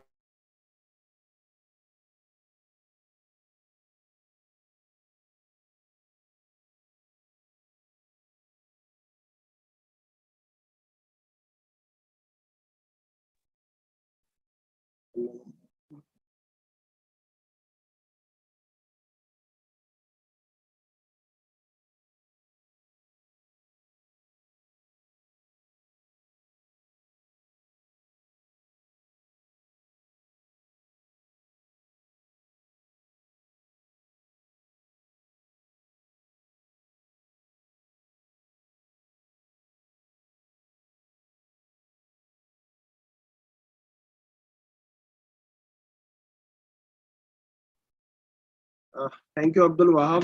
बेसिकली इतना लंबा सेशन हो गया था तो मैंने सोचा कि थोड़ा सा 1 आध मिनट का ब्रेक भी हो जाए।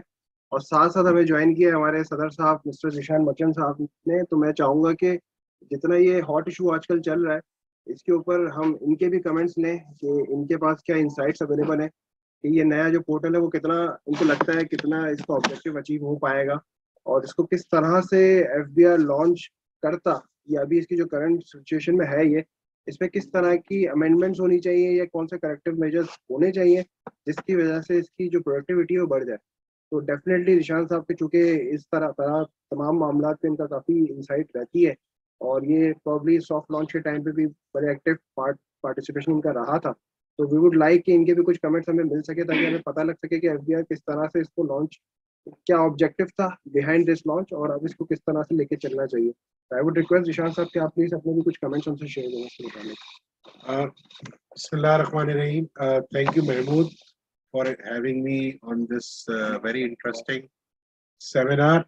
I've been asked to remove the mask, but due to pandemic reasons, I would be afraid. But since हम यहाँ पे 2-3 लोग ही हैं, सब vaccinated हैं, तो इसलिए इंशाल्लाह प्रॉब्लम नहीं होगी. This is one of the most important webinar being held in the recent past by the Karachi Tax Bar, because ये पूरा एक shift है EFBR से अब हम जा रहे हैं पूरा का पूरा IRIS based पे।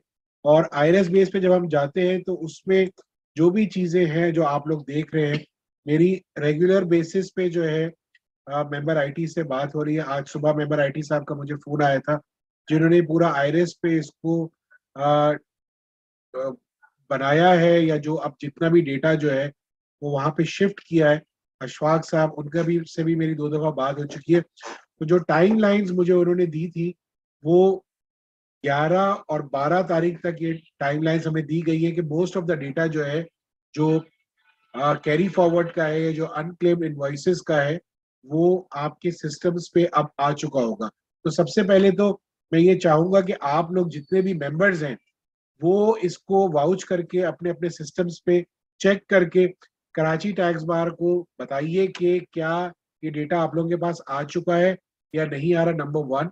नंबर 2 ये कि इसमें और कोई और चीजें ऐसी हैं कि जो आपके सिस्टम पे, पुराने सिस्टम पे आ रही थी और अब इस नए सिस्टम पे नहीं आ रही है, वो भी प्लीज आप हमें बताइए।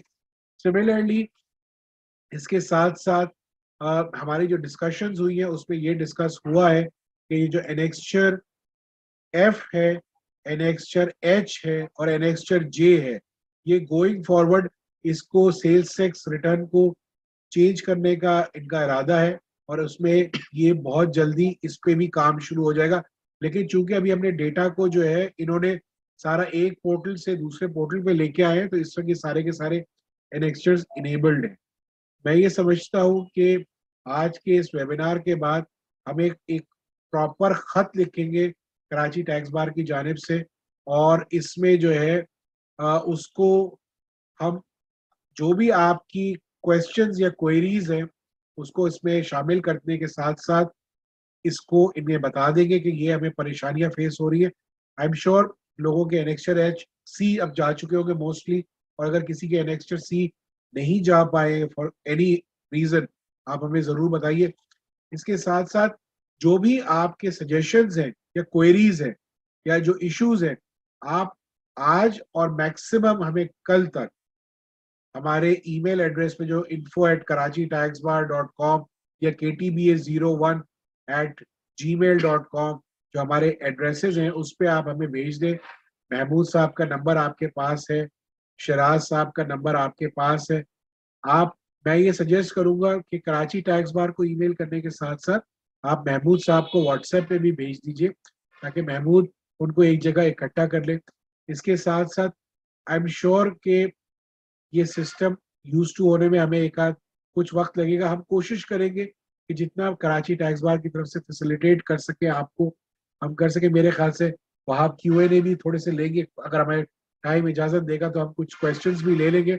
लेकिन we would request and prefer कि आपके जो भी क्वेश्चंस हैं वो ईमेल की सूरत में हमें मिल जाए, तो हम उसको ज़्यादा बेहतर तरीके से आप लोगों को गाइड कर सकेंगे।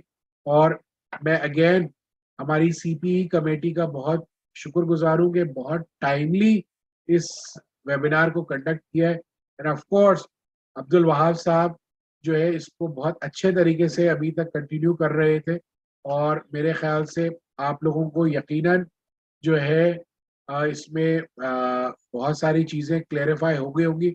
अगर कोई क्लेरिफाई नहीं हो रही है, मैं देख रहा हूँ चैट पे भी कुछ क्वेश्चंस या कुछ सजेशंस या कुछ क्वेरीज आ रही हैं, we will take them also. वहाँ से मैं रिक्वेस्ट करूंगा कि उन क्वेरीज को भी ले लें, और जो भी प्रैक्टिकल प्रॉब्लम्स आ रहे हैं आप हमें बताएंगे तो इंशाल्लाह we will get them resolve. Karachi tax bar पहले भी हर चीज़ को टेक ऑन करती रही है, और अपना आप लोगों का जो भी क्वेश्चन या क्वेरीज होती है उनको हम सॉल्व करने की कोशिश करते हैं। इंशाल्लाह इसको भी हम मजीद जितना भी इजी तरीके से आप लोगों की हम हेल्प कर सकेंगे वो हम करेंगे। और with this once again I thank the entire CPE committee and the IT committee who have made this possible, both Mahmood Bikiya साहब, शिराज खान साहब, and above all आज के जो हमारे लर्नड स्पीकर है अब्दुल वहाब साहब का मैं एक दफ़ा फिर से बहुत शुक्रिया अदा करता हूँ कि आपने वक्त निकाला, इतना डिटेल में आप एक्सप्लेन कर रहे हैं। और ओवर टू यू वहाब साहब फॉर फर्दर, और कोई क्वेश्चंस हो तो आप प्लीज जरूर हमसे पूछिए। Thank you very much. Thank you very much. The pleasure is all mine. ने टॉपिक पर वापस आते हुए अब हम आई होप के इनवॉइस मैनेजमेंट सिस्टम की हद तक पार्टिसिपेंट्स को क्लियरली समझ में आ गया होगा। अगर स्टिल अगर कोई क्वेरी है तो हम at the end of the session उसे पिकअप कर लेंगे। आगे बढ़ते हैं। इस इनवॉइस मैनेजमेंट को हम बंद करेंगे। तो हाफ एन आवर का सेशन हमारा खत्म हो चुका था। अगेन हम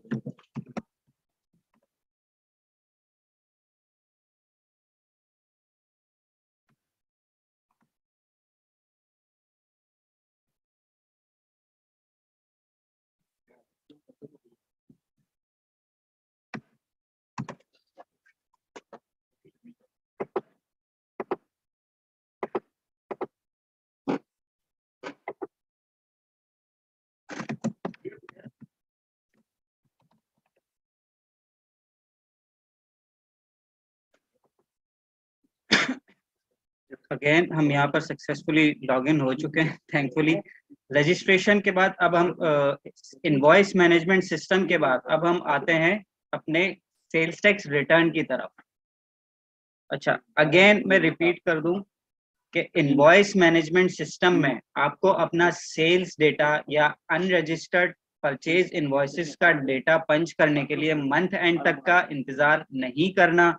आप डेली बेसिस पे, वीकली बेसिस पे, फोर्टनाइटली बेसिस पे, जैसे टैक्स पेयर कन्वीनियंट फील करता है अपनी कन्वीनियंस के हिसाब से वो अपना sales data, domestic sales data to be exact, and unregistered purchase का डेटा वो पंच कर सकता है। यहाँ पर अगर हम उन रिटेलर्स की बात करें जो FBR के साथ जिनका point of sale system integrated है, तो उन्हें तो कुछ भी करने की जरूरत नहीं है। इनवॉइस मैनेजमेंट में भी अपना डेटा पंच करने की जरूरत नहीं है, क्योंकि वो ऑलरेडी डेटा उनके सेल्स टैक्स रिटर्न में at the time of invoice generation, क्योंकि वो FBR के साथ इंटीग्रेटेड है उनका पॉइंट ऑफ सेल सिस्टम, तो वो data on real time basis पे ऑटोमेटिकली इनवॉइस मैनेजमेंट सिस्टम में अपेयर हो रहा है। ऑल्दो उसमें भी एक इश्यू है जो कि हम at the end of the session हम डिस्कस करेंगे। नेक्स्ट हम आते हैं रिटर्न की तरफ। रिटर्न में सबसे पहले हमें रजिस्ट्रेशन के बाद डिक्लेरेशन, अगेन डिक्लेरेशन पे ये स्टेरिक लगा हुआ है जो ब्लिंक कर रहा है, तो डिक्लेरेशन पे आप क्लिक करेंगे। सेकंड कॉलम में आप जब नीचे स्क्रॉल डाउन करेंगे तो आपको second last item sales tax and federal excise return file voluntary then null sales tax return. अगर किसी टैक्स पेयर की ड्यूरिंग द टैक्स पीरियड कोई ट्रांजैक्शन नहीं है तो वो null sales tax return submit कर सकता है यहाँ से, और अगर आपकी सेल्स या परचेजेस हैं तो ऑब्वियसली आप सेल्स टैक्स रिटर्न पे क्लिक करेंगे। सेल्स टैक्स रिटर्न पे जैसे ही क्लिक करेंगे आपके पास एक नई विंडो अपेयर होगी। यहाँ से आप पीरियड सेलेक्ट करेंगे। पीरियड में आप 2022 करंट टैक्स पीरियड पुट करेंगे। देन रिलेवेंट टैक्स पीरियड जो टैक्स मंथ आपका होगा 1 दिसंबर टू 31 दिसंबर 2021, इस पे हम सेलेक्ट करेंगे। अब जैसे ही मैं सेलेक्ट करूंगा, क्योंकि मेरा sales tax return already open है तो यहाँ पर एरर आ गया है। जो लोग फर्स्ट टाइम अपना सेल्स टैक्स रिटर्न ओपन करेंगे वो यहाँ से ऑटोमेटिकली डायरेक्ट रिटर्न का पेज खुल जाएगा। तो क्योंकि हमारा रिटर्न ऑलरेडी ड्राफ्ट मोड में अवेलेबल है तो ड्राफ्ट से हम सेल्स टैक्स रिटर्न पे जाएंगे। ये हमारा मेन सेल्स टैक्स का रिटर्न आ गया। जो सेल्स टैक्स का रिटर्न जब जैसे ही हम ओपन करते हैं तो e.fbr.gov.pk पे सेल्स टैक्स का जो मेन पहला फर्स्ट पेज होता था, उस फर्स्ट पेज को इन्होंने दो हिस्सों में तकसीम कर दिया है। एक सेल्स टैक्स क्रेडिट और एक है सेल्स टैक्स डेबिट। तो इसलिए आपको दो अलग अलग पार्ट्स में फिगर्स नजर यहाँ पर आएंगी।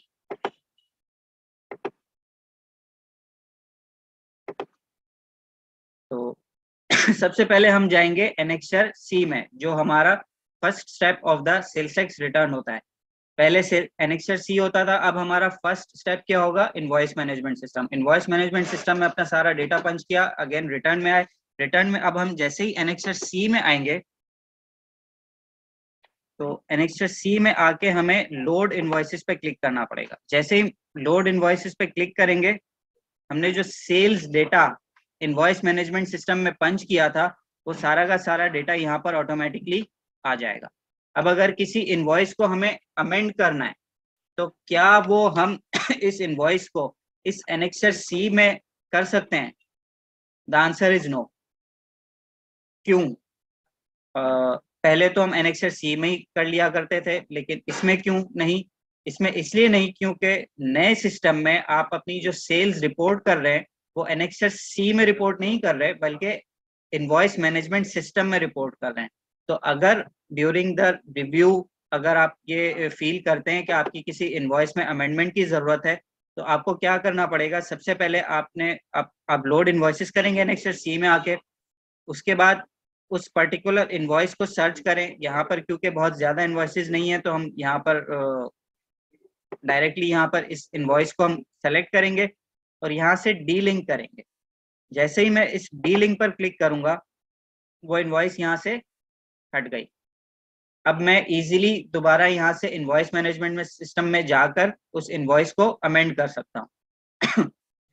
अगेन मैं जब उस इनवॉइस को अमेंड करके वापस आऊंगा, तो लोड इनवॉइस पे क्लिक करेंगे, यहाँ पर ऑटोमेटिकली अपडेटेड इनवॉइस यहाँ पे आपके सामने अपेयर हो जाएगी। तो एनेक्सर सी आपका इनवॉइस मैनेजमेंट सिस्टम से ऑटोमेटिकली उठ के आ जाएगा। देन आप एनेक्सर सी, जब आपकी सारी इनवॉइसेस आप चेक कर लें कि करेक्ट ऑर्डर में आ चुकी हैं और उनमें किसी किस्म की अमेंडमेंट की रिक्वायर्ड नहीं है, तो आप सबमिट का बटन दबाकर अपना एनेक्सर सी सबमिट कर सकते हैं। ये सेम वैसे ही है जैसे कि आप पहले e.fbr.gov.pk पर सबमिट करते आ रहे थे। द ओनली डिफरेंस इज कि आपको इनवॉइसेस अब लोड करनी पड़ेंगी, बरक्स उसके के पहले आप एनेक्सर सी में डायरेक्ट डेटा पंच कर देते हैं। एनेक्सर सी सबमिट करने के बाद आप आ जाते हैं एनेक्सर ए पे। एनेक्सर ए पे आपका क्योंकि ये मेरे पास ऑलरेडी मैं ये एक इनवॉइस क्लेम कर चुका हूं, तो ये ऑलरेडी आ रही है। मैं जैसे ही लोड इनवॉइसेस पे क्लिक करूंगा, तो मेरे पास एक नई विंडो अपेयर हो जाएगी। अब यहाँ पर मैं सिर्फ सर्च का बटन पे अगर मैं क्लिक करता हूं, तो देखते हैं कि यहाँ पर हमारे पास कौन कौन सा डेटा मौजूद है। तो ये अब हमारे पास कुछ डेटा मौजूद है।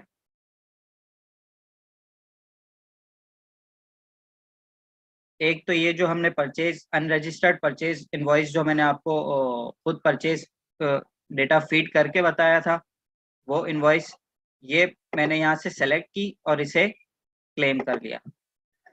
जैसे ही मैं उसे क्लेम करूंगा, यहाँ पर मेरे पास ये एनेक्सर ए की मेन विंडो पर वो इनवॉइस आ गई। अब यहाँ पर एक इशू जो अनरिजॉल्व रहा है, आई होप के जीशान साहब मेरे साथ मौजूद हैं इस वक्त, और जीशान साहब हमें अपडेट कर सकते हैं कि जो पिछले अनक्लेम्ड इनवॉइसेस थी, जो कि अश्योर किया गया था एफबीआर की तरफ से कि 12 तक आना शुरू हो जाएंगी, लेकिन अभी तक वो हमारे पास मौजूद नहीं है। तो ना सिर्फ ये कि अनक्लेम्ड इनवॉइसेस फेडरल की, इसके अलावा प्रोविंशियल सेल्स टैक्स की भी इनवॉइसेस अभी तक हमारे पास यहाँ पर अपेयर नहीं हो रही।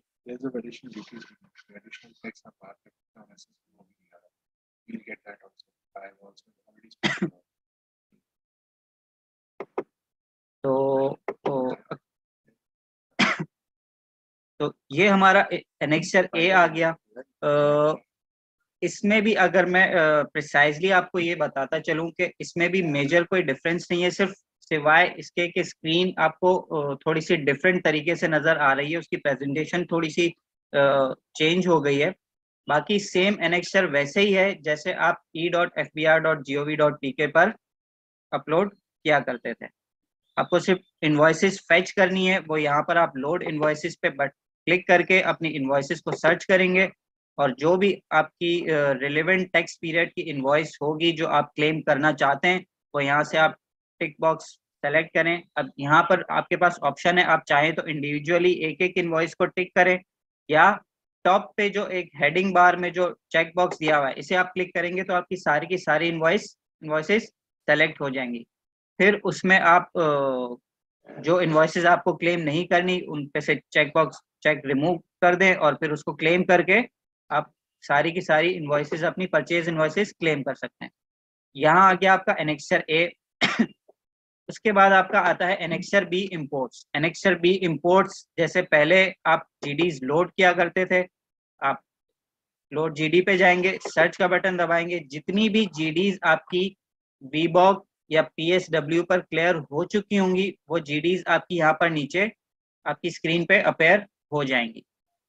इस हद तक मैं ये वाउच कर सकता हूँ कि करंट मंथ का की जो जीडीज है वो तो इसमें अपेयर हो रही हैं, क्योंकि इस पर्टिकुलर टैक्स पेयर की कोई इंपोर्ट की जीडी नहीं है तो यहाँ पर आपको डेटा नजर नहीं आ रहा। इसी तरह आगे जाएंगे हम एनेक्सर डी एक्सपोर्ट्स। एक्सपोर्ट्स में आपके पास इसी तरह जैसे पहले जीडीज आप फेच करते थे, आप लोड जीडी पे क्लिक करेंगे, आपकी जितनी भी जीडीज एक्सपोर्ट की क्लियर हो चुकी होंगी वो यहाँ पर अपेयर हो जाएंगी, जैसे कि आपको स्क्रीन पर एक जीडी यहाँ पर अपेयर होती हुई नजर आ रही है। Then annexure H stock statement.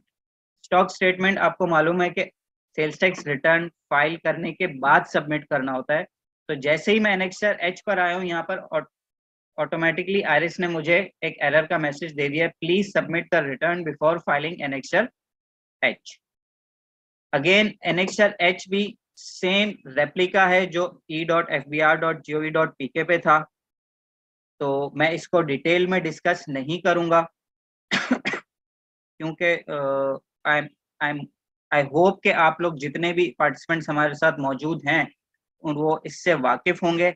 In case अगर कोई आपका क्वेश्चन है तो हम एंड ऑफ द सेशन उसे टेकअप कर लेंगे। आगे बढ़ूंगा मैं। एनेक्सर जे प्रोडक्शन डेटा। अगेन सेम आपके पास रेप्लिका है जो e.fbr.gov.pk पे था, वही रेप्लिका आपके पास सारी वही फील्ड्स हैं। आप सबसे पहले मैनेज प्रोडक्ट लिस्ट पे जाएंगे, जो भी रिलेवेंट प्रोडक्ट है उससे सेलेक्ट करेंगे। सेलेक्ट करने के बाद सारी फील्ड्स एक्टिव हो जाएंगी, आप उसका रिलेवेंट सारा डेटा इसमें फिल करेंगे और एनेक्सर को सबमिट कर देंगे। इनफैक्ट यहाँ पर ये सबमिट नहीं होगा, सिर्फ आपका सेव होगा।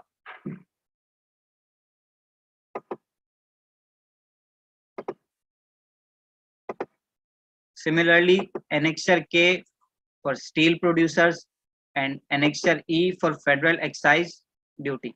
ये तमाम के तमाम रेप्लिकाज हैं, तो आई थिंक इनको डिटेल में डिस्कस करना जो है वो मुनासिब नहीं होगा। ये तमाम के तमाम एनेक्सर्स आप फिल कर लेंगे। उसके बाद पेमेंट पे आप जाएंगे, जैसे e.fbr.gov.pk पे आप अपना रिटर्न का सारा डेटा अपलोड करके वेरिफिकेशन के बाद अपनी पेमेंट सेलेक्ट करते थे। पेमेंट करने के बाद सीपीआर सेलेक्ट करना होता था। वो सीपीआर सिलेक्शन का मोड यहाँ पर बिल्कुल वैसे ही है जैसे विदहोल्डिंग के स्टेटमेंट्स में होता है। आप पेमेंट्स पे आएंगे, ये ऐड का जो साइन है इस पर आप क्लिक करेंगे। आपने जितनी भी पेमेंट्स की हुई होंगी सेल्स टैक्स की, चाहे वो सेल्स टैक्स विदहोल्डिंग हो या आपका सेल्स टैक्स हो, तो वो यहाँ पर अपेयर हो जाएगा। आप उसे सेलेक्ट करेंगे और यहाँ पर वो पेमेंट्स आपकी अपेयर हो जाएंगी। पेमेंट के बाद आप आ जाए दोबारा डेटा की फील्ड पर। अब ये सेल्स टैक्स क्रेडिट जो हमने एनेक्सर सी सबमिट किया है वो डेटा यहाँ पर ऑटोमेटिकली नहीं आ रहा, हमें कैलकुलेट का बटन दबाना पड़ेगा। जैसे ही मैंने कैलकुलेट का बटन क्लिक किया, यहाँ पर हमारे पास सारी चीजें आ गई। एनेक्सर ए की डोमेस्टिक परचेज आ गई हमारे पास। ये domestic purchase from unregistered person आ गई यहाँ पर। इसमें आप देख सकते हैं कि इसका इनपुट टैक्स मेरे पास अवेलेबल नहीं है। ये तो हमारे पास आ गया इनपुट। उसके बाद आउटपुट टैक्स। आउटपुट टैक्स आप सेल्स टैक्स डेबिट में आएंगे। सेल्स टैक्स डेबिट में अगेन मैं कैलकुलेट का बटन क्लिक करूंगा, तो जो एनेक्सर डी की एक्सपोर्ट का डेटा जो मैंने फेच किया था वो ऑलरेडी यहाँ पर मौजूद है। इसके अलावा जो सेल्स इनवॉइसेस जो हमने इनवॉइस मैनेजमेंट सिस्टम से डेटा एंट्री पंच की थी वो यहाँ पर आई। कैलकुलेट करने के बाद यहाँ पर आ गई, उनका सेल्स टैक्स की लायबिलिटी यहाँ पर आ गई। उसके साथ साथ आप देख सकते हैं कि ये sales tax withheld as withholding agent, जो हमने अनरजिस्टर्ड पर्सन से परचेजिंग की थी, उसकी सेल्स टैक्स विदहोल्डिंग की लायबिलिटी यहाँ पर आ रही है, जो कि मैं समझता हूँ इनफैक्ट लीगली जो कि गलत है। अगर टैक्स पेयर विदहोल्डिंग एजेंट नहीं है तो ये सेल टैक्स विदहोल्डिंग की लायबिलिटी रिमूव हो जानी चाहिए। इसको आप नोट करें, नोट करें। ये पॉइंट नोट किया हुआ है, ये हम एंड में हम इसको वो करेंगे, जॉट डाउन करेंगे। इसके अलावा ये सारी की सारी फील्ड्स वही हैं जो हमारी सेल्स टैक्स के रिटर्न में होती हैं। इसके बाद हम आ जाते हैं पेएबल पर। पेएबल पे जब हम आएंगे तो वो हमारे डेबिट्स और क्रेडिट्स को अकाउंट फॉर करके जो नेट हमारी सेल्स टैक्स की लायबिलिटी है वो यहाँ पर हमारे सामने रिटर्न पेश कर देगा। इसका चालान किस तरह से क्रिएट होगा, जिस तरह से हम आज तक करते आए, e.fbr.gov.pk पे जाके आप PSID क्रिएट करेंगे, वो पेमेंट करेंगे, जैसे ही CPR जनरेट होगा आपके पास पेमेंट के टाइप में उसकी वो आ जाएगी। चालान भी यहीं से जनरेट होगा, चालान जनरेशन भी यहीं से हो जाएगी, मॉड्यूल डालना है उसको। अच्छा, ज़ीशान साहब हमारे साथ यहाँ पर मौजूद हैं और इनकी तरफ से एक अपडेट है कि इसका जो चालान जनरेशन है वो भी यहीं से क्रिएट होगा। तो ट्राल जो है टैक्स पेयर को एक और फैसिलिटेशन देना चाह रहा है कि सेल्स टैक्स लायबिलिटी का चालान क्रिएट करने के लिए आपको दोबारा e.fbr.gov.pk पे नहीं जाना पड़ेगा, बल्कि जैसे ही आप अपना रिटर्न का सारा डेटा यहाँ पर पुट करेंगे और आपकी जो नेट सेल्स टैक्स की लायबिलिटी होगी वो एक single click of a button पे आपका सेल्स टैक्स का चालान क्रिएट हो जाएगा। उसके बाद ये आ जाता है आपके पास हेड वाइज पेएबल का टैग। इसमें आप समरी देख सकते हैं कि सेल्स टैक्स ऑन गुड्स कितना है, सेल्स टैक्स ऑन सर्विसेज कितना है। अजान हो रही है, अजान का वेट कर लेते हैं, उसके बाद हम कंटिन्यू करते हैं।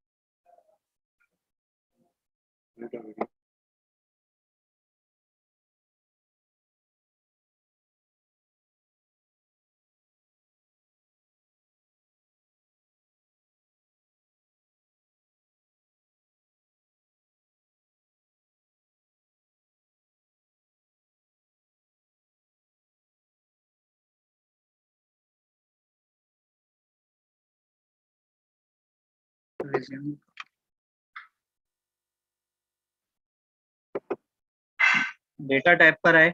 डेटा टैब पर आप ब्रेकअप देख सकते हैं यहाँ पर कि किस हेड में आपकी कितनी लायबिलिटी बन रही है।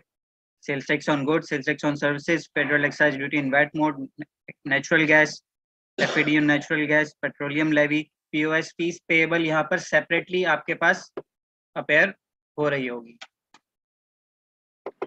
नेक्स्ट आपके पास एनेक्सर F आ गया। एनेक्सर F में क्योंकि इस टैक्स पेयर का कोई ओपनिंग कैरी फॉरवर्ड नहीं है तो इसलिए आपको नजर नहीं आ रहा, अदरवाइज आई श्योर के वो credit forward carry forwards available हो चुके हैं। Then annexure G sales tax arrears अगर आपके कोई हैं तो आप यहाँ पर ऐड करके उनकी पेमेंट यहाँ से कर सकते हैं। देन एनेक्सर P या डिस्ट्रीब्यूशन का एक नया टैब यहाँ पर डाला गया था। वो इसलिए डाला गया था कि जो प्लान था ओरिजिनली के सारे प्रोविंसेस इस प्रोजेक्ट में शामिल हो जाएंगे, लेकिन अनफॉर्चुनेटली अभी तक कोई प्रोविंस इस प्रोजेक्ट में शामिल नहीं हुआ, तो इसलिए यहाँ पर आपको कोई ब्रेकअप नजर नहीं आ सकता। लेकिन वी कैन एंटिसिपेट के विद पैसेज ऑफ टाइम जैसे जैसे प्रोविंसेस इस प्रोजेक्ट में शामिल होते जाएंगे तो आपके पास जब सिंगल सेल्स टैक्स रिटर्न एक हो जाएगा तो वो तमाम ब्रेकअप आपके पास प्रोविंस वाइज यहाँ पर आपकी स्क्रीन के सामने मौजूद होगा। विद दैट पॉइंट आपका सारा डेटा आप जब अपलोड कर चुके होंगे, वेरीफाई आपने करना है। वेरीफाई के बाद सबमिट का बटन क्लिक करेंगे and you have submitted your sales tax return. इसके साथ मेरा यहाँ तक सेल्स टैक्स रिटर्न फाइलिंग तक का जो वो था तो वर्कशॉप वो खत्म हुआ। अब हम आते हैं अपने Q&A सेशन की तरफ।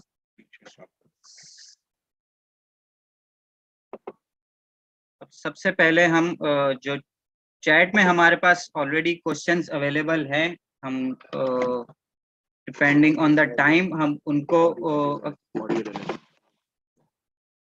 Thank you Wahab, thank you so much for an excellent presentation, और आपने बड़ा अच्छा रन थ्रू किया पूरा ऑनलाइन सेशन का। Q&A सेशन पे सबसे पहले तो मैं रिक्वेस्ट करूंगा निशान मर्चेंट साहब को कि हमें प्लीज Q&A सेशन के पैनल पे ज्वाइन करें। और first of all I would request कि जितनों के सवालात अगर ऑनलाइन है तो उसमें प्लीज अपने हैंड रेज करके अपने आप को आइडेंटिफाई करवाएं, ताकि हम ऑनलाइन जितने Q&A ले सकते हैं थ्रू ऑडियो, पहले हम उसको देख लेते हैं, ताकि Q&A जो रिटर्न में आएगा हमारे पास, उसको हम अलग से भी उसका जवाब दे सकेंगे। और जितने लोग ऑनलाइन पहले अवेलेबल हैं प्लीज हैंड रेस के थ्रू अपने आप को आइडेंटिफाई करवा दें, ताकि हम उनको अनम्यूट कर सकें और उनके सवाल को हम टेकअप कर सकें प्लीज। इसमें एक चीज मैं ऐड कर देता हूँ कि बहुत सारे लोगों की जो क्वेरीज हैं रिगार्डिंग एनेक्स्चर एफ या अनक्लेम इनपुट की या जो अनक्लेम इनवॉइसेस की है, वो अभी तक जो नहीं आ रही है, वो मैं उसके लिए आप लोगों को ये बता दूं कि इसमें we have already taken up this issue. और अगर ये आज और कल तक ये इश्यूज रिजॉल्व नहीं होते हैं तो हम इसको इसमें वैसी खत जो लिख रहे हैं उसमें इसको इंक्लूड कर लेंगे। लेकिन अगर आप लोगों की कोई स्पेसिफिक क्वेरीज है तो हम उसको ले लेते हैं। जी, दो लोग हैं मेरे ख्याल से। जी जुबैदा, मैडम जुबैदा प्लीज आप कंटिन्यू करें। जी अनम्यूट, जुबैदा आपको अनम्यूट किया हुआ, आप प्लीज अपने सवाल को पूछ सकती हैं ऑनलाइन।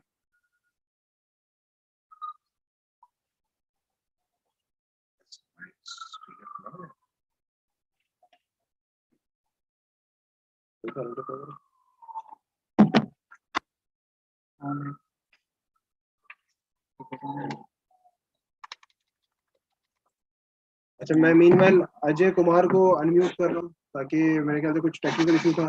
जुबैदा का कोई सवाल? अस्सलाम वालेकुम जीशान साहब। जी जी जी जी वालेकुम सलाम। हाँ, आवाज आ रही? जी sir, thank you for unmuting me. अच्छा, मेरा एक क्वेश्चन था, और ये था कि लेट्स से कि किसी का प्रीवियसली 1-2 महीने के रिटर्न्स रहते हैं पेंडिंग अभी भी सेल्स टैक्स के, जी लेकिन जब हम एफबीआर में देखते हैं तो वहाँ पे शायद उन्होंने मंथली को क्वार्टरली ऑटोमेटिकली कर लिया है और वहाँ पे रिटर्न सबमिट नहीं हो रहा। लेकिन जब हम आयरिस पे आ रहे हैं तो यहाँ पे भी वो रिटर्न नहीं उठा रहा, और यही एरर दे रहा है कि आप पहले वहां से रिटर्न्स फिनिश करें, उसके बाद आप आयरिस पे आए। देखिए, मैं आपको बड़ा तो कैटेगोरिकली इसमें क्लियर कर देता हूँ। मेरी उनसे बात हुई थी इस बारे में, और उन्होंने ये कहा है कि जब तक आपके पिछले सारे रिटर्न फाइल नहीं हुए हुए होंगे, आप आईआरएस पे रिटर्न फाइल नहीं कर सकेंगे। तो अगर आपका एक भी रिटर्न कोई पेंडिंग है तो आप यहाँ पे आईआरएस पे इस रिटर्न को अवेल नहीं कर सकेंगे, ना फाइल कर सकेंगे। उसकी रीजन ये है कि जो सारा डेटा वहां से ट्रांसपोर्ट होना है टुवर्ड्स आईआरएस, जब तक वहां पे नवंबर तक के रिटर्न्स अवेलेबल नहीं होंगे, आप दिसंबर का रिटर्न आईआरएस पे फाइल नहीं कर सकते। तो जो भी लोग या जिनके भी कोई प्रीवियस किसी भी टैक्स पीरियड के कोई रिटर्न अगर फाइल नहीं हुए हुए हैं, तो आई वुड सजेस्ट कि वो पहले अपने उन रिटर्न्स को फाइल करें, और उसके बाद जो है फिर जो है आप कोई भी दूसरा रिटर्न जो है ये इस तरफ आ सकेंगे, अदरवाइज आप रिटर्न फाइल नहीं कर सकेंगे। Thank you. नेक्स्ट अच्छा क्वेश्चन। सर, सॉरी, ईएफबीआर पे भी वो एक्सेप्ट नहीं कर रहा वहां पे पुराने रिटर्न्स वगैरह। क्या एरर दे रहा है वहां पे? अगर आप वो बताएं हमें तो हम उसको देख के आपको बता सकते वो उन्होंने जो है मंथली से क्वार्टरली पे कर दिया हुआ है, और मंथली रिटर्न्स खुल नहीं रहे वहां पे। हैं। नहीं, आप इसको हम भी चेक कर लेंगे, और अगर ऐसा है तो आप हमें स्क्रीनशॉट प्लीज भेजिए। चले, thank you so much sir. Please अपना जो भी एरर आपको आ रहा है, जो भी दुश्वारी आ रही है, आप उसके स्क्रीनशॉट अपनी ईमेल में अटैच करके शेयर कर लें, ताकि हम उसको रेज कर सकें। जी जी जरूर, next thank you question, so thank you. Next question mister Robert, आपको अनम्यूट किया जाए। You have to be a little loud please. आपकी वॉइस बहुत हल्की आ रही है, प्लीज हाँ जी थोड़ा लाउड वालेकुम हो जाए। वालेकुम सलाम। सर मुझे एक पूछना था, आपने चालान का बोला था कि चालान नीचे क्रिएट होंगे, तो चालान का आपने बताया नहीं कि चालान किस तरीके से। मैं आपकी आवाज बिल्कुल नहीं समझ पा रहा हूँ। You have to be loud. I think आपका सवाल चालान से रिलेटेड है। उस पे निशान Yes, साहब ने yes. मेंशन किया था कि मॉड्यूल अभी डेवलप हो रहा है, अदरवाइज अभी इस ठीक है। एट प्रेजेंट आप वहीं से यूज कर सकते हैं। प्रेजेंटली पुराने पोर्टल से ही चालान बनेगा, और जब वो मॉड्यूल नए वाले आईआरएस मॉड्यूल पे अवेलेबल होगा, तब आप नए वाले उससे आईआरएस फॉर्म से भी बना सकते हैं। प्लीज नेक्स्ट ठीक है, question thank you. Mister Aamir. अस्सलाम वालेकुम। वालेकुम सलाम। मेरे 2-3 क्वेश्चन थे। एक क्वेश्चन तो जिशान साहब ने पेमेंट के हवाले से बता दिया, मॉड्यूल है। अच्छा, मुझे सिर्फ एक चीज़ ये पूछनी थी कि अगर मुझे अपनी परचेज इनवॉइसेस को अगर करेक्ट करना है तो क्या मैं पहले उसको डीलिंग करूंगा एनेक्सर ए में जाके, और फिर अपने जो है सेलर को बोलूंगा कि उसको अपडेट कर दे अगर कोई गलती हो गई है, कुछ है। एक चीज मेरी ये थी। जी बिल्कुल इसी और तरह है। और दूसरी चीज ये है कि अगर मैं कोई इनवॉइस में भूल जाता हूँ या कोई किसी वजह से मेरी सेल टैक्स लाइबिलिटी गलत कैलकुलेट हो जाती है, तो जैसे कि अगर 2-3 महीने पुरानी है और मैं आज जनवरी में दिसंबर का रिटर्न फाइल कर रहा हूँ, तो ये एक प्रॉब्लम आता है कि वो जो है एक्सेप्ट नहीं करता इनवॉइस को। इसके बारे में थोड़ा सा बता दीजिएगा। देखिए, ये हमेशा से डेट स्पेसिफिक रहा है। आपका जो सेल्स टैक्स है, सेल्स टैक्स रिटर्न जब भी होगा वो डेट स्पेसिफिक होगा। आप जो भी इनवॉइस की डेट डालेंगे, अगर वो आपके टैक्स पीरियड को मैच नहीं कर रही है तो आपका सेल्स टैक्स रिटर्न उसको एक्सेप्ट नहीं करेगा, नंबर 1। उस सूरत में आपको रिटर्न रिवाइज करने की जरूरत है अगर आपकी कोई इनवॉइस पिछले महीने की रह गई है। दूसरा, ये यकीनन ये डीलिंग करना पड़ेगा आपको। डीलिंग करने के पीछे रीजन या रैशनल क्या है वो समझ लीजिए आप, कि जब आप कोई भी इनवॉइस डालता है, जो आपका सप्लायर कोई भी इनवॉइस डालता है और आप उसको जब अपने पास लोड कर लेते हैं, तो इट इज ट्रीटेड एज भी आपके पास से एक्सेप्टेड है। अगर उसमें कोई करेक्शन है तो आप जब तक अपने पास से डीलिंग नहीं करेंगे उसको, तब तक उसको सप्लायर्स को चेंज नहीं कर सकेंगे। इसके पीछे रैशनल ये है। तो ये दोनों सवाल के जवाब आपके मेरे ख्याल से इस तरीके से हो जाते हैं इस वक्त। जी, नेक्स्ट क्वेश्चन मिस्टर काशिफ, आपको मैं अनम्यूट कर रहा हूँ। काशिफ, जी अपना थैंक सवाल। यू। जी थैंक यू। पहले तो मैं कराची टैक्स बार का शुक्रिया अदा करना चाह रहा हूँ। बड़ी अच्छी एक वेबिनार थी ये, और बहुत सारे जो क्वेश्चंस थे वो एड्रेस हो गए अपने आप ही। और अब्दुल वहाब साहब का शुक्रिया। मेरी पहली बात तो ये है जीशान साहब कि अभी इश्यूज आ रहे हैं ना सेल टैक्स रिटर्न में। जैसे हम लोग भी अपना परचेज डाटा जो है ना वो डाउनलोड करने की कोशिश कर रहे हैं, तो बहुत सारे लोगों को पता नहीं है और हमारा परचेज डाटा वहाँ पे अपेयर भी नहीं हो रहा ना सही से। तो अभी जो ये सूरत हाल चल रही है, इसमें क्या एफबीआर के एक्सटेंशन के लिए जा रहा है? इस महीने की रिटर्न की एक्सटेंशन आएगी? आपके दिल में कुछ है? एक तो एक्सटेंशन के हवाले से बता दें। और दूसरा जो है ना वो मेरा सवाल ये है कि कुछ रेवेन्यू अथॉरिटीज़ हैं जैसे बीआरए है, दूसरी अथॉरिटीज़ हैं, अगर टैक्स पेयर वहाँ पे रजिस्टर्ड नहीं है, सिंगल सेल टैक्स रिटर्न जो भर रहा है, तो उसका भी जब वो रिटर्न जमा करवाएगा तो क्या वो नील रिटर्न तस्वुर होगा बाकी रेवेन्यू अथॉरिटीज़ का भी? क्योंकि मैं बीआरए में नहीं हूँ, जैसे केपीआरए में नहीं हूँ रजिस्टर्ड, तो क्या जब मैं सिंगल सेल टैक्स रिटर्न जमा करवा दूंगा तो मेरा वहाँ पे भी नील रिटर्न जमा हो जाएगा? एक ये थोड़ी सी क्लैरिटी मुझे चाहिए। एक सवाल मेरा अब्दुल वहाब जी, एक सवाल मेरा अब्दुल वहाब साहब से। दो सवाल बहुत सारे लोग हैं जिनसे सवाल कर रहे हैं। देखिए, मैं आपको बता दूं इस वक्त की पोजीशन ये है कि ये जो आप रिटर्न आईआरएस पे फाइल करेंगे, ये समझिए ये सिर्फ एफबीआर का रिटर्न है जो आप ईएफबीआर में फाइल कर रहे थे। इस वक्त आपको सारे अलग अलग रिटर्न्स जो पहले आप जैसे फाइल कर रहे थे वैसे फाइल करने हैं, इसमें कोई दो राय नहीं है। ठीक है जी। और जहां तक आपकी मैंने आज चलाया भी नहीं है, बंद भी नहीं किया। जहां तक आपकी अनक्लेम्ड इनवॉइसेस और दूसरी क्वेश्चंस है, तो वो भी जो है इन अ डे और 2 आ जाएंगी। और आपने देखा होगा कि शायद एनेक्स्चर सी के लिए उन्होंने वैसे ही तारीख जो है वो एफबीआर ने अपने पोर्टल पे जो है वो 20 कर दी है। तो आई एम श्योर कि एफबीआर को इस बात का अंदाजा है कि नया सिस्टम है, इसमें चैलेंजेस है, तो एफबीआर इसको खुद ही कंसिडर करेगा। लेकिन हम जो है अपने तौर पे जो यहाँ से खत लिखेंगे उसमें हम वो उन इश्यूज की तरफ उनकी तवज्जो मबजूल कराएंगे कि जो इश्यूज इस वक्त प्रेजेंटली टैक्स पेयर्स को आ रहे हैं।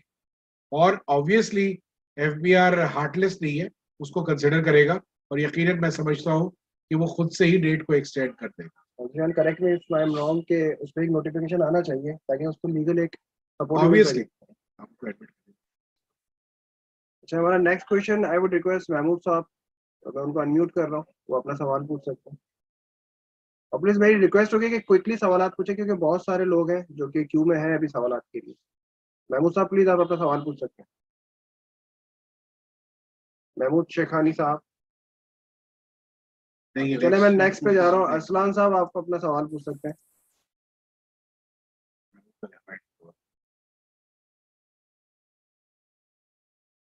अरसलान पटेल साहब आप हैं तो प्लीज सवाल कर लीजिए और हम नेक्स्ट और उसकी तरफ जाएंगे। अजीर अहमद, आप अपना सवाल पूछना प्लीज।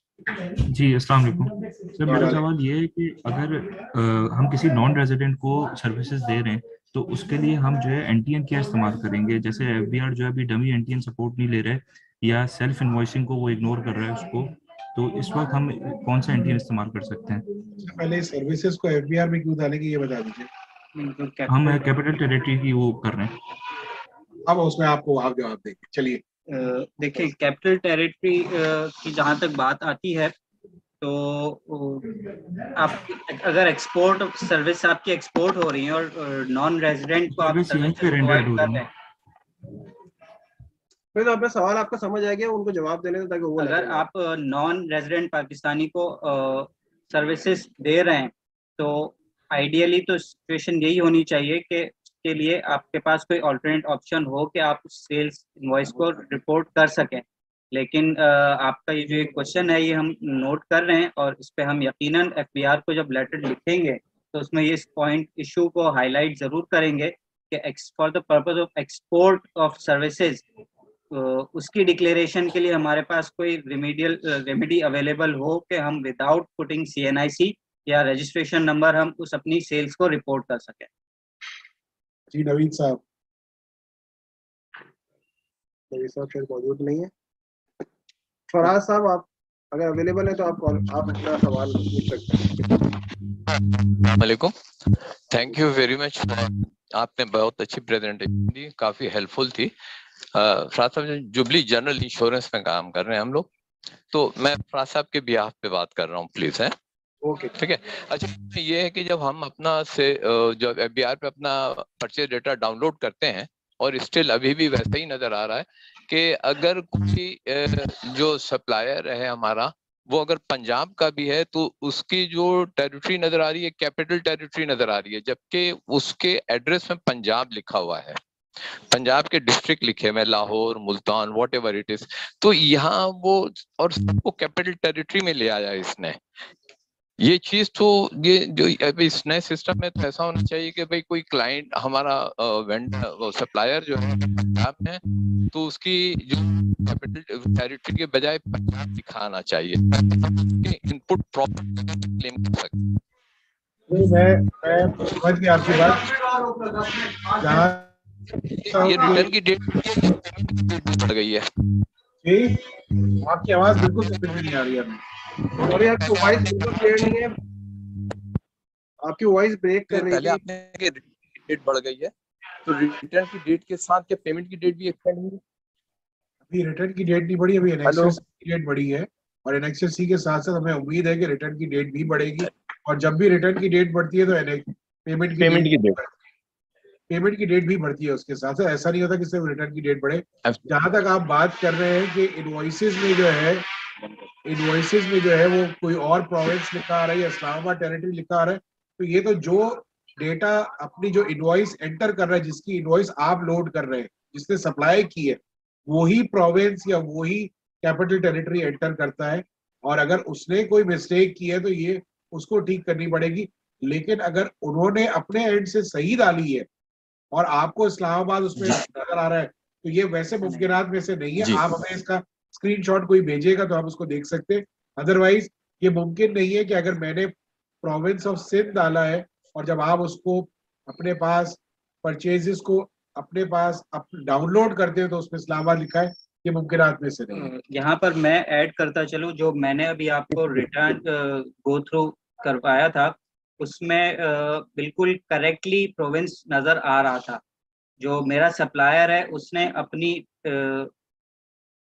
सेल ओरिजिनेशन का प्रोविंस पंजाब सेलेक्ट किया हुआ था, मेरे पास वो पंजाब ही लिखा हुआ आ रहा है। और डेस्टिनेशन सप्लाई सिंध उसने सेलेक्ट किया था, वो मेरे पास सिंध ही अपेयर हो रहा है। तो अगर आप जो ये बात बता रहे हैं कि आपके परचेज डेटा में कैपिटल टेरिटरी लिखा हुआ आ रहा है, तो आई एम श्योर कि वो आपका जो सप्लायर है उसी के एंड से कोई प्रॉब्लम है, तो आप उसी से कहकर इसको रेक्टिफाई करवा सकते हैं। आपको सिर्फ अपनी वो इनवॉइस डीलिंग करनी है और अपने सप्लायर को कहना है कि वो अपनी इनवॉइस को जो है वो अमेंड करे और रिलेवेंट प्रोविंसेस जो है वो सेलेक्ट कर ले। जी मोहसिन साहब। मोहसिन साहब आप ऑनलाइन है, आपका जी सवाल पूछ सकते हैं। जी भाई, अस्सलाम वालेकुम। मेरे सवालात नहीं में दो इश्यूज हैं जिसको मैं डिस्कस करना चाह रहा हूँ। मैंने 10 तारीख को अपना जो एनेक्सस सी था वो मैंने अपलोड कर दिया था। उसके बाद मैं ये वाउच कर सकता हूँ जो आपने कहा था कि इंपोर्ट्स की जेडीज अभी लोड हो चुकी हैं दिसंबर के महीने की, और मैंने उसको भी लोड कर दिया था। लेकिन जो इशू आ रहा है वो ये आ रहा है कि जो 6A जो रो है जिसमें आपका CNIC और NTN के इनएडमिसिबल इनपुट आ रहा होता है, वहां पे हमारा सब चीजें वैलिड है, लेकिन फिर भी हमारे कुछ अमाउंट शो हो रहा है वहां पे आके। अब आई डोंट नो कि किस वजह से हो रहा है, लेकिन वो शो हो रहा है। आपको इसका CNIC स्क्रीनशॉट भेजना पड़ेगा ईमेल में। मैं आपको बिल्कुल ईमेल भेज दूंगा। सेकंड जो इशू आ रहा है वो ये आ रहा है कि सेल टैक्स विदहेल्ड, हमारा कुछ पुराना इशू था जो हमारे सेल से विदहेल्ड का था, शेल के साथ था, तो हम लोगों ने वो इनएडमिसिबल था। अब हो ही रहा है कि उन्होंने क्या किया कि सेल टैक्स विदहेल्ड के अमाउंट शो नहीं कर रहे, वो उन्होंने पूरी इनवॉइस ही अनएडमिसिबल में डाल दिया, अमाउंट के अंदर शो कर दी है वहां पे। आपको ये जो भी आप जो कह रहे हैं कि जब तक आप ये हमें एविडेंस बेस हमें नहीं बताएंगे तो इट विल बी मैं बिल्कुल डिफिकल्ट। मैं आपको बिल्कुल सेल टैक्स क्रेडिट का जो स्क्रीनशॉट है कि हमारे पे आ रहा है मैं वो भी भेज दूंगा, मैं वो भी चीज बता दूंगा। सेकेंडली एक और चीज आ रही है कि इंपोर्ट डेटा जो हमने लोड किया है उसके बाद वो एडमिसिबल नहीं हो रहा है, मतलब हमारे जो सेल टैक्स आउटपुट है उससे वो एडजस्ट नहीं हो रहा है और वो रिफंडेबल में शो हो रहा है, जबकि वो होना चाहिए क्योंकि हम लोग मैन्युफैक्चरर्स हैं तो हमारे मैन्युफैक्चरर्स एडजस्ट होना चाहिए। अब वो एडजस्ट भी नहीं हो रहा है। और ये दोनों आपके दोनों जेन्युइन इश्यूज हैं, आप इसके स्क्रीनशॉट हमें तीन है भेजिए। ये सर, तीन इश्यूज हैं, एक आप इंपोर्ट तीनों जीडी का में अपलोड कर ली है। मैं आपको बता देता हूँ, आप सुन लीजिए। आप तीनों के दो जी लाइनर लिखिए और कराची टैक्स बार को ठीक है। इमीडिएटली इसको आज ही की तारीख में आप हमें ईमेल कर दें ताकि हम इसको देख भी लें, और अपना टेलीफोन नंबर भी प्लीज जरूर ईमेल के साथ लिखिएगा ताकि अगर हमें श्योर समझना हो तो हम आपको जूम कॉल श्योर करके आपसे स्क्रीन शेयर आपकी करवा के उसको समझ लेंगे। श्योर श्योर ये सर, मुझे ये कमेंट काइंडली सबके लिए वैलिड है जिनके भी सवाल आते हैं, जिसके भी इश्यूज जो चाहते हैं कि मुझे एफबीआर तक ईमेल एड्रेस मुझे बता सकते हैं मैं किस एड्रेस पे मेल कर आप सकूंगा? बाहर की ईमेल एड्रेस पे भेजते हैं बाहर की KTB वेबसाइट पे आप लोग नोट कर लीजिए, चलो मैं ईमेल एड्रेस बता रहा हूँ, info@karachitaxbar.com। रिपीट करता हूँ, info@karachitaxbar.com।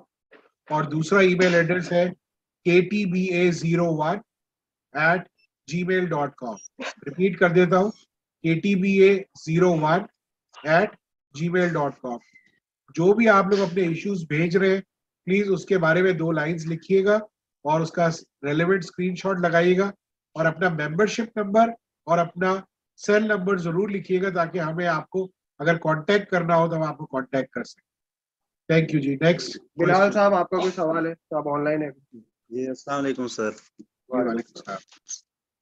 सर जी मेरे 2 क्वेश्चन है। एक तो ये है कि अगर फर्ज करें मैं PRA में रजिस्टर्ड हूँ, मैं PRA में सर्विसेज दे रहा हूँ, तो अभी मैं जो सेल टैक्स रिटर्न, जो single sale tax return file करूंगा FPR पे, तो उसके लिए मुझे रजिस्टर होना लाजमी होगा या देखिए कोई इस वक्त की पोजीशन ये है, आप अपने रिस्पेक्टिव प्रोविंसेस के रिटर्न जैसे पहले फाइल कर रहे थे अभी भी आप वैसे ही वो रिटर्न्स को फाइल करेंगे, क्योंकि अभी ना SRB ने ना PRA ने किसी ने भी मैंडेट नहीं दिया FBR को, और इस वक्त की पोजीशन यही है कि आप जिस तरीके से पिछले महीने तक रिटर्न फाइल कर रहे थे अभी भी उसी तरीके से रिटर्न फाइल करें। ठीक है।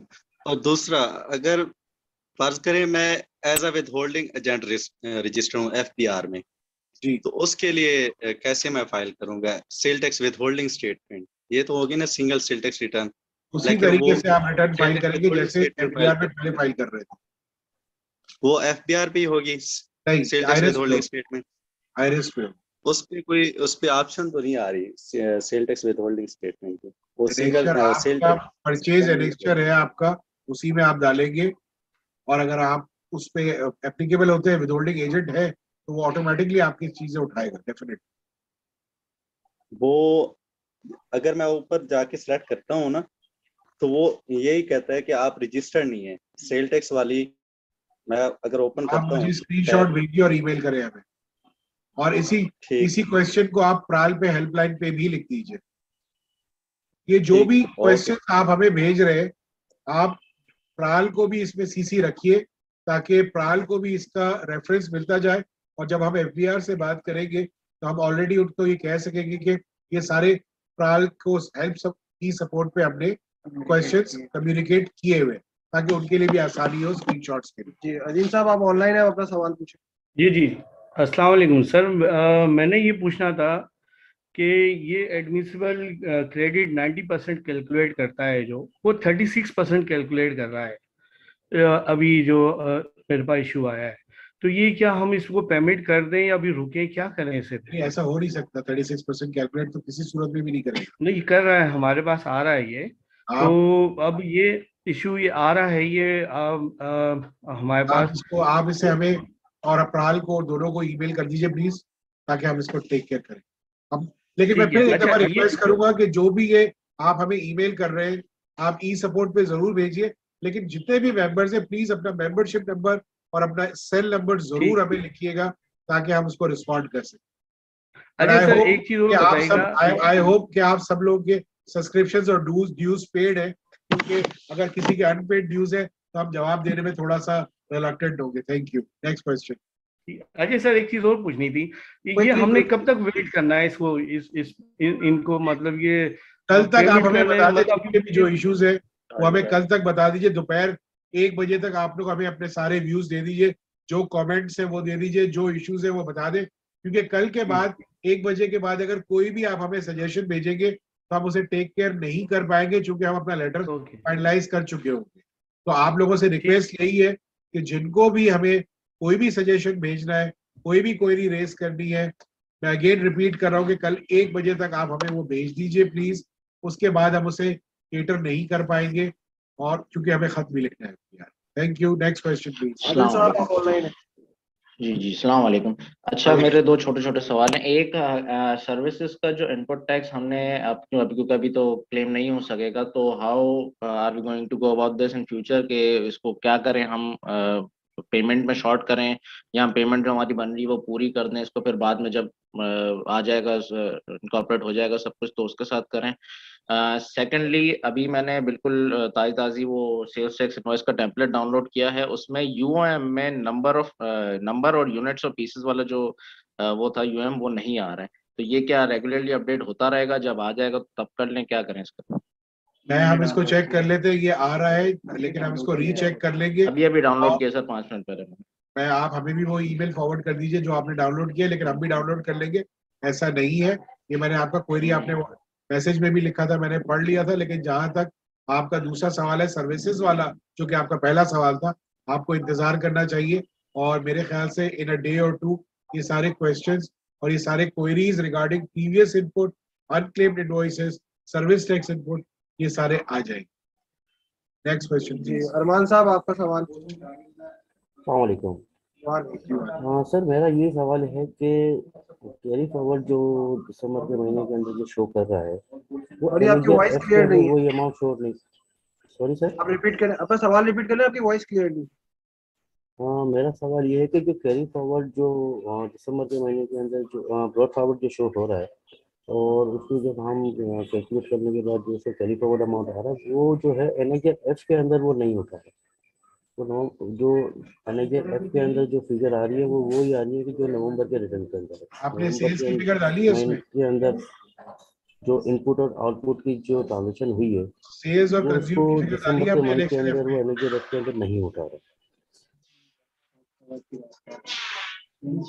आपने उसमें अपना NHF को रीफिल किया पूरा जो सेल्स सर वगैरह वाला सर मैंने ये ईमेल जो है हेल्पलाइन जो FBR की जो है कराल की, उस पर भी मैंने अरेज किया ये इशू, और ये आप मैं हमें उनको भेज भी दीजिए, ईमेल हम इसको किया देख हूँ, लेंगे। आपका रिमाइंडर भी कर रहा हूँ। तकरीबन 6-7 रिमाइंडर भी कर चुका हूँ, मगर वो यही उसका रिप्लाई आता है कि हाँ वेट, इस पे काम हो रहा है, इस पे काम हो रहा है। आप कराची टैक्स बार को तो भी भेज आप दीजिए ताकि माशाल्लाह कराची टैक्स बार भी बड़े इसे लिख प्लेटफॉर्म पे अगर आप कर रहे हैं, तो सर ये जो मेन रिटर्न के अंदर कैरी फॉरवर्ड जो फिगर वो दिखा रहे हैं और NHF के अंदर जो दोनों की जो फिगर है वो मैच नहीं करेगी, तो सर उसका हमें जो हमें स्टॉक और इन्वेंट्री की जो अमाउंट है वो किस तरीके से उसका मैच मैं आपसे कह रहा हूँ आप हमें ईमेल कर दें, we'll take it up. Okay okay, thank you. Next Shahbaz साहब आपका सवाल अगर है तो क्विकली पूछ सकते हैं। अस्सलाम वालेकुम। सबसे पहले तो थैंक्स के ना टैक्स बार ने और अब्दुल वहाब साहब, आप लोगों ने बहुत अच्छा प्रोग्राम बनाया है। सॉरी मेरे बार बार वॉइस चली जाती थी, इसलिए मुझे पता नहीं शायद किसी साहब ने सवाल किया है या आप लोगों ने जवाब दिया है। आप मुझे क्विकली पूछना था कि मैं जब परचेज की कर रहा हूँ ना।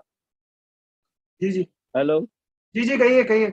आवाज असल में वॉइस मैं ये आपकी कह रहा वॉइस हूँ कि क्लियर है, मुझे आप पता पूछिए। नहीं शायद किसी ने मैं कह रहा हूँ कि मैं है ना एक चीज पूछनी थी कि परचेज जब करते हैं ना है ना, तो उसमें है ना ये जब है ना ये डाउनलोड करते हैं तो उसमें जो डाउनलोड हो रही है जैसे कार्ड डाउनलोड हो एटलस कंपनी का मिसाल है वो उसमें आ जाता है, तो फिर वो तो आप परचेज भी है तो सेल थोड़ी हो सकेगी, तो उसका किस तरह करना है?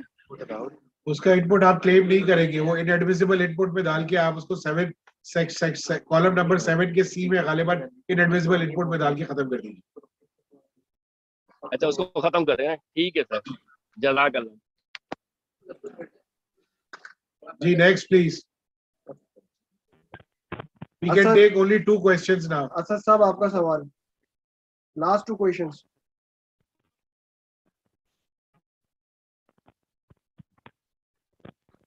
Next please. काशिफ साहब आपका सवाल। जी मैं आखिरी सवाल, जी sure, thank you.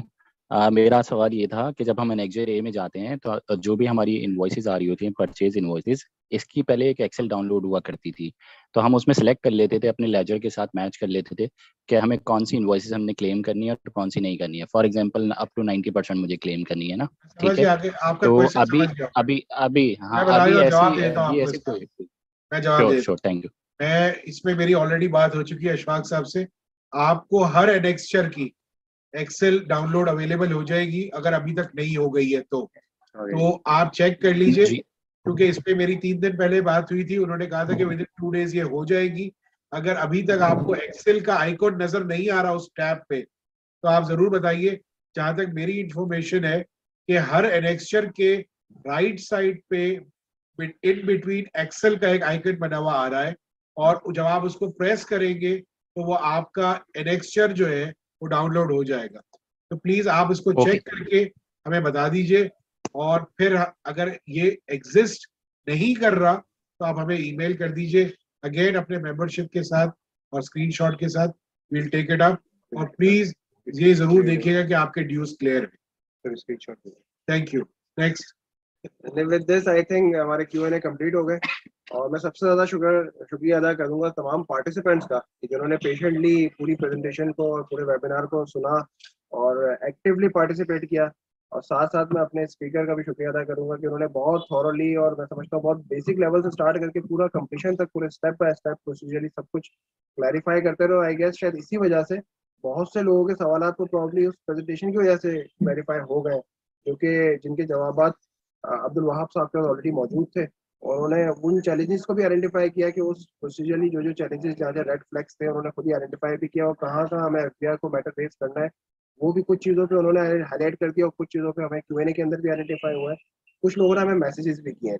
I would request everyone जिन्होंने अपना जितने भी चैलेंजेस थे, जितने भी इश्यूज थे, जिन्होंने हमें ऑनलाइन ऑडियो पे आगे बताया या मैसेज पे आगे बताया, हम सबसे रिक्वेस्ट करेंगे कि प्लीज अपनी एक ब्रीफ सी ईमेल विद अ स्नैपशॉट कि एग्जैक्टली आपको इशू आ क्या रहा है, और उसके ऊपर 2 लाइनें ये लिखकर आप हमें भी भेज दें, और विद CC टू प्लान, ताकि उनकी नॉलेज में भी हो कि वाकईतन क्या इशू है, उसकी ग्रेविटी क्या है, कितने सेंसिटिव इश्यूज चल रहे हैं।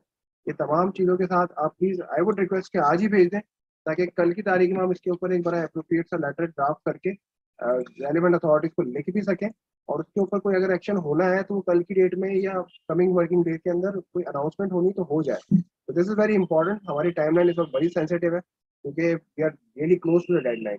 और मेरी सबसे रिक्वेस्ट होगी, और with this I would request Ishan साहब कि उन्होंने वाकईतन हमें ज्वाइन करके हमारी जो पैनल को हमारा वेटेज दी, और बहुत सारे सवाल के जवाब इन्होंने अपनी जितनी नॉलेज जो इनकी ऑलरेडी थी, क्योंकि इनकी बड़ी एक्टिव कोऑर्डिनेशन रही है एफबीआर की टीम से, रेलिवेंट टीम से, और जैसे उन्होंने बताया कि जो चीज़ें होने वाली है इनकरीब वो भी इनके नॉलेज में है कि क्या क्या होने वाला है नेक्स्ट 24 आवर्स के अंदर इस मौजू को लेकर।